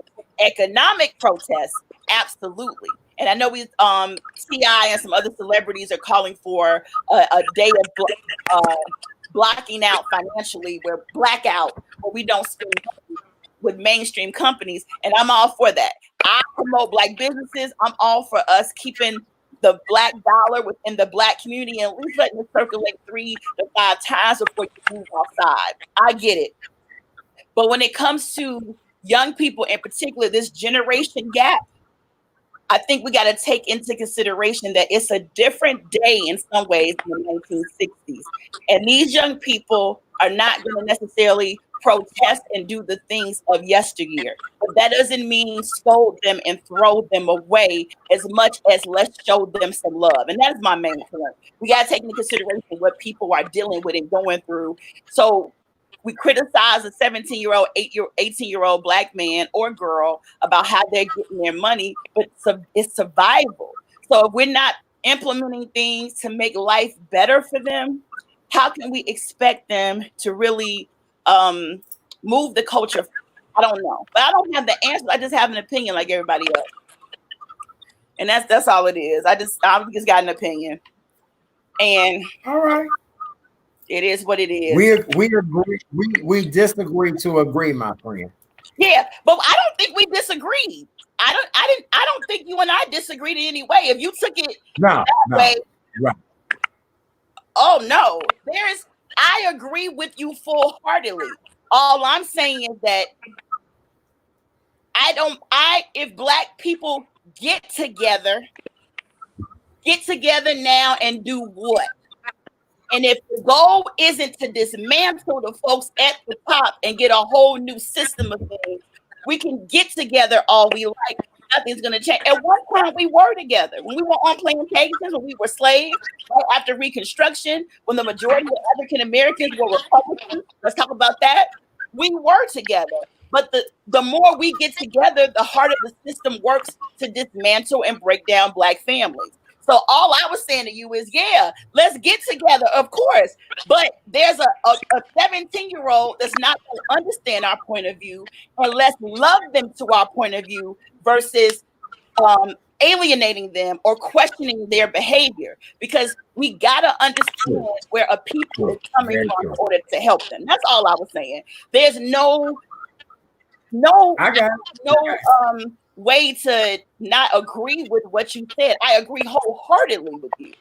My thing was about then what's next Oh, good. get together. Absolutely. Okay. Yeah. Very No, good. Very good. Very good. yeah, no disagreement at all. And I love you both. Y'all want to say anything about sex anymore? Are we done with that? Right. Yeah. Money, power, respect. Yeah, no, I really don't want either one of y'all walking away like I wasn't agreeing with you. Not that it's about agreeing. Oh, I don't. Yeah, no, I don't feel that way. First of all, and second of all, if you didn't, I would be perfectly fine with that as well. It's okay. This is something that nobody has the solid answer to, but we all care. So I'm comfortable with disagreement. Okay. So okay. Well, I don't want to be disrespectful anyway. My anger and girl, frustration. no. Oh, okay. My anger and frustration is with the world, and we know. Yeah, and I do or Chat Daddy is taking it personally at all. Yeah. No, and I think if everybody does their part, I think ultimately I want whatever, like Art said, whatever you're good at, whatever talents, whatever you bring to the table. You bring yours, she bring hers, I bring mine, he brings his, and we all do our part. And for some reason, a lot of us want everybody to think the same way, bring the same thing to the table, and do the same thing. And it's like whatever your talent is and whatever way you want to participate in making the world better, do it. Some people want to march and protest. That's not my thing. But I got a thing, and I'm going to do it. And one thing I know definitely, I'm going to get more involved in this election situation. Good. I don't know how, but I'm going to do something. And the work I'm already doing for young people, like I don't know if y'all saw last week, there's one girl I know with an amazing top level GPA that didn't have money for housing for her school. And I put a call out, and I was one of the people that made things happen for her, because we got to help our children. But she would be one of the ones lost in the cracks where people would judge her because she is a young girl. She has no parents, and she has no help other than a sister that's helping her. And I was like, I'm going to call up some of these bougie Black chicks that got money and got power and for influence, and we're going to make some things happen for this girl. And we did. So I think there's all different kind of ways to help young people. So everybody just do your part. Everybody do your part, and we'll be good. Absolutely. Any closing remarks though from y'all? Because we've been on a long time. I don't mean to take up so much of y'all time. Anything about money, power, and respect in particular that you want to leave us with, or any words of encouragement, especially with the damn curfew that we have now and the stuff that's going on? Anything you want to say, Chat Daddy, before we leave to encourage the people? Well, I just want to say thank you so very much. It's been a pleasure to hang out with both of you ladies. An honor and a privilege. You both have dropped so much amazing knowledge tonight. Here's the deal. Sex, money, and power is in all of us. We just got to know what we need to do to be able to capitalize on the God-given talents that we've been given. We all got something, it reminds me of a song that Ruth Brown had. If I can't sell it, I'm going to sit on it. And the thing is that, come on now, whether it's your sexual power, whether it's your mental power or your physical power, stop letting people sell you short. Any and everything you should do should be that the highest bidder would want you for what you have to offer. And so, this has been a great conversation tonight, because really, when we think about it, sex plays a huge part in everything that we do. Power plays a huge part in everything that we do. But we've got to realize that we are all valuable, and we need to continue to move forward with value. For more information about me, go to therealchatdaddy.com, therealchatdaddy.com. Monday through Thursday nights, I have a show called The Real Chatdaddy Show. It's on Facebook and YouTube. I've had a great time hanging out with both of you all tonight, and it's just amazing. I just ask Godspeed for all of us with what we're going through right now. Thank you, ladies. It's been a pleasure. Absolutely, Chat Daddy. You know, we have juicy, fun conversations all the time when we're together, no matter whether we're together in person or we call each other on the phone, whatever it is. You are one of my favorite people to talk to and get good, solid advice and feedback from situations. So I appreciate you taking the time to come on my show. And y'all make sure y'all Oh, I love the you. Chat Daddy's I love you. website and everything. And Shantell, anything you want to say to close out before we go? Yeah. I'm also grateful for the opportunity to have appeared on your nightcap show. Chat Daddy, you may not remember me, but Vocalo, WBZ, WVW, we had you on the show when I did WBW, when I used to be in radio about 10 years ago. Yeah, we had you on there. Good to see you tonight. Yeah. I knew the name sounded familiar, so forgive me, but outstanding job. Absolutely, I do remember. Thank you.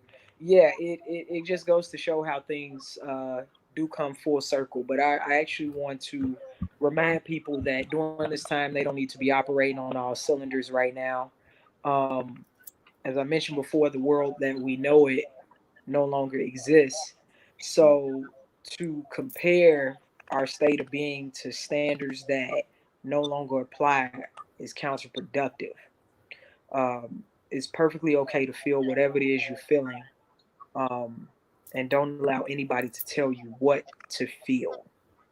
Just make sure that you take time to process what's happening and its effects on your being and your psyche. You know, it's really, really important that you take care and nourish yourself, because while it is okay not to be okay, you can't stay that way. We have to learn to push through.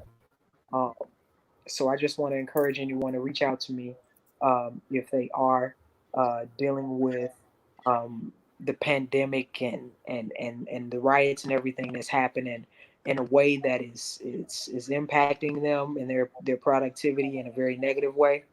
Um, they can also go to my website, www.shantelljamison.com, and email me at contact@shantelljamison.com. I'm having a COVID special where it's half off 1 hour sessions. But you are not alone. There are resources available to you, and I encourage you to take advantage of them during this time. Absolutely. Well, I thank both of you all for coming here today. Definitely having this good old conversation. Yeah, it was a nice one. Yes, and I think we all definitely are already coming together.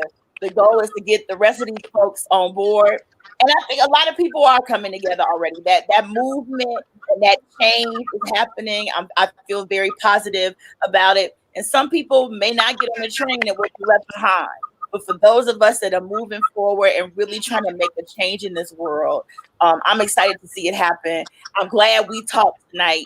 And I cannot believe right now our city has a curfew. That is just beyond me. I would have never thought we would experience that. And definitely not sparking from the killing of a black man. It's blown my mind. But I wouldn't want to spend my Saturday night with anybody else other than y'all. So this worked out. If y'all can lift your glasses, I want to toast to you all and say to both Shantell and to you already know. Okay, well, y'all should go. Here we go. Yes, but I want to toast to Shantell and to Chat Daddy and to say I love and respect you both, and that I'm so happy we're on the show. I hope your businesses continue to grow and flourish during this time, and that you get the opportunities you want, the clients you want, and that you all just keep soaring. I know there's a bigger power at work here, and we are all going to be okay. And I wish you both so much money, power, and respect, an abundance of it, that your cup just keeps on overflowing, and y'all just keep. Wait, girl, wait, boo boo, add some sex in there too. Now we need to smack it up, flip it, and rub it down. After the pandemic, Baby, look. I need somebody to lick it from the rudder to the tudor. Hello? Okay, I'm just telling y'all. Wait a minute, let's get back to sex. We need to be licked from the rudder to the tudor. And just give me the tudor, baby. Right, wait. I like the rudder to the tudor. Right. See, that's why Art want everybody to come together. He really meant come together. Come together. That's why his whole kid, we just need to come together. Nasty motherfucker. Right. Look, the reason why your neck is so damn tight, you ain't released yourself in a minute. That's why, right? If you look at your neck, it's tight as hell. Your neck need to be smooth. Your neck need to, your neck need to be like that, baby. If your neck is all tight, that means your ass is tight too. My ass is tight and my neck. I feel miserable. Stop being ignorant and get your. Oh, get you some there. Just the thought of getting some made my neck so you can release your neck. Oh my God, I was not expecting that. Art nasty. Right, this is the late night chat there. Look, this is the late night chat daddy. When I got the little glasses on, that's the freak. When I got the big glasses on, that's the talk show host. Okay, I got you. Oh my God. And look, when this is all over, we got to go out and get some Chinese food or something. You know, me and Art, what's that spot you be taking me to, Art? My favorite Chinese restaurant, 3 Happiness in Chinatown. A hole in the wall, but the best damn Chinese food. And if you spend over $25, what the fuck wrong with you? Right. That's right. There you go. The $30. Yes. Good. Yeah. I'm with it. Wait, and somebody said, what did she say? Thanks to the 3 of you, do it again soon. I love that. We will quit. Oh, y'all definitely coming back. We can talk about some other fun stuff. And man, look, I'm available. Just let me know. I so appreciate it. Let me know. I love it. Sex, yeah. Wait, this last somebody said we need to come together right now. I love it. Over me. Come together. Over me. Right now. Over me. Thank you, big you nasty whore. That's what I'm talking about. Oh shit. Come together right now over me. Y'all bad. Yeah. We had our it's the quarantine. We done turned into WB Du Bois and Bookie T on my show. And now we back to this is Howard Stern or something. What is going on? I'm like, yeah, but now, Erica, Howard Stern. That shows you just how diverse we are as Black people. Do you understand me? We started this conversation off talking about sex being a powerful tool. We went into what is actually wrong with us as a race of people. We talked about white supremacy, what is wrong with this country. Yep. And then we ended it out by me saying, I need to be licked from the rudder to the tudor. Good night, y'all. Yep. All right. From the rooter to the tutor, from the window to the walls. I wish you all love, peace, and soul, and money and power and respect. Good night. Thank you, Shantell. Thank you, Art Daddy. I love you. Pleasure. I'm drunk now. Yeah. Art Daddy. I love you all. Good night, Shantell. Good night, you all. Good night. I love you all. Bye. Woo, that was fun. They nasty from the rooter to the tutor. All right, guys. Stay safe no matter where you are. Know that I love you. I'm praying for all of you. Stay safe. Do what you got to do to take care of your families. And this too will pass. I hate to speak in cliches and say things like that. We shall overcome and those things. Like it seems so non-genuine when you do it. But I really do believe that we shall overcome one day. And especially when it comes to money, power, and respect in your life. really think about the ways in which you may sell yourself short, or maybe your price is too high for the things that you require in life. But just know you deserve the best and you deserve it all. I love y'all. Special thanks to Fairy Ho Mother and her whole university, as well as to Bianca from Pure Pole Fitness. I enjoyed them in the first part of the show. And then, of course, Art, Chad Daddy Sims, and my friend Shantell E. Jamison, for them coming on and having a fun, cool conversation. And understand, we don't always have to agree on every little thing. But one thing that all three of us agree on is that some changes need to be made in society. And it's up to us to get the things done that we need, whatever that may be. Play your part. Do your thing. Whatever art, I was gonna say artistic, but whatever talents you have that you can bring to the table to make life better for every human being that's living, do that. Please do it. And y'all, it's not about Trump, but we do have to vote so that we can get the people in power that we want, that will help us dismantle these systems that are oppressing us and others. Because really, you are only as good as the least of you. And as long as we've got people suffering, or that random 17-year-old that I talked about that may not have friend, family, food, but lots of foes, even that young person needs help and love and support if we're going to move forward in this world. Okay, so I will see y'all tomorrow night. Tomorrow, my show is called Ganja and Guns. It's all about Black women making money with weed and with guns. It's going to be good. I'll see y'all later. Make sure you, let me put my information up here. If you enjoyed the show tonight, I meant to have this going earlier. Make sure you tip your stripper. Show me a little love. Go ahead. Give me a little tip. I put a good show on for y'all tonight. I had a pole dancer. We got some phone sex going on. We had Art and Shantell talking to us about money, power, respect, and how not to sell yourself short and get what you want in life. So because of all that, I think I deserve a tip today. Love up on a Black woman for a minute, you know? And yeah, and other than that, I also just want to let you all know, go to my website, nightcapwitherica.com.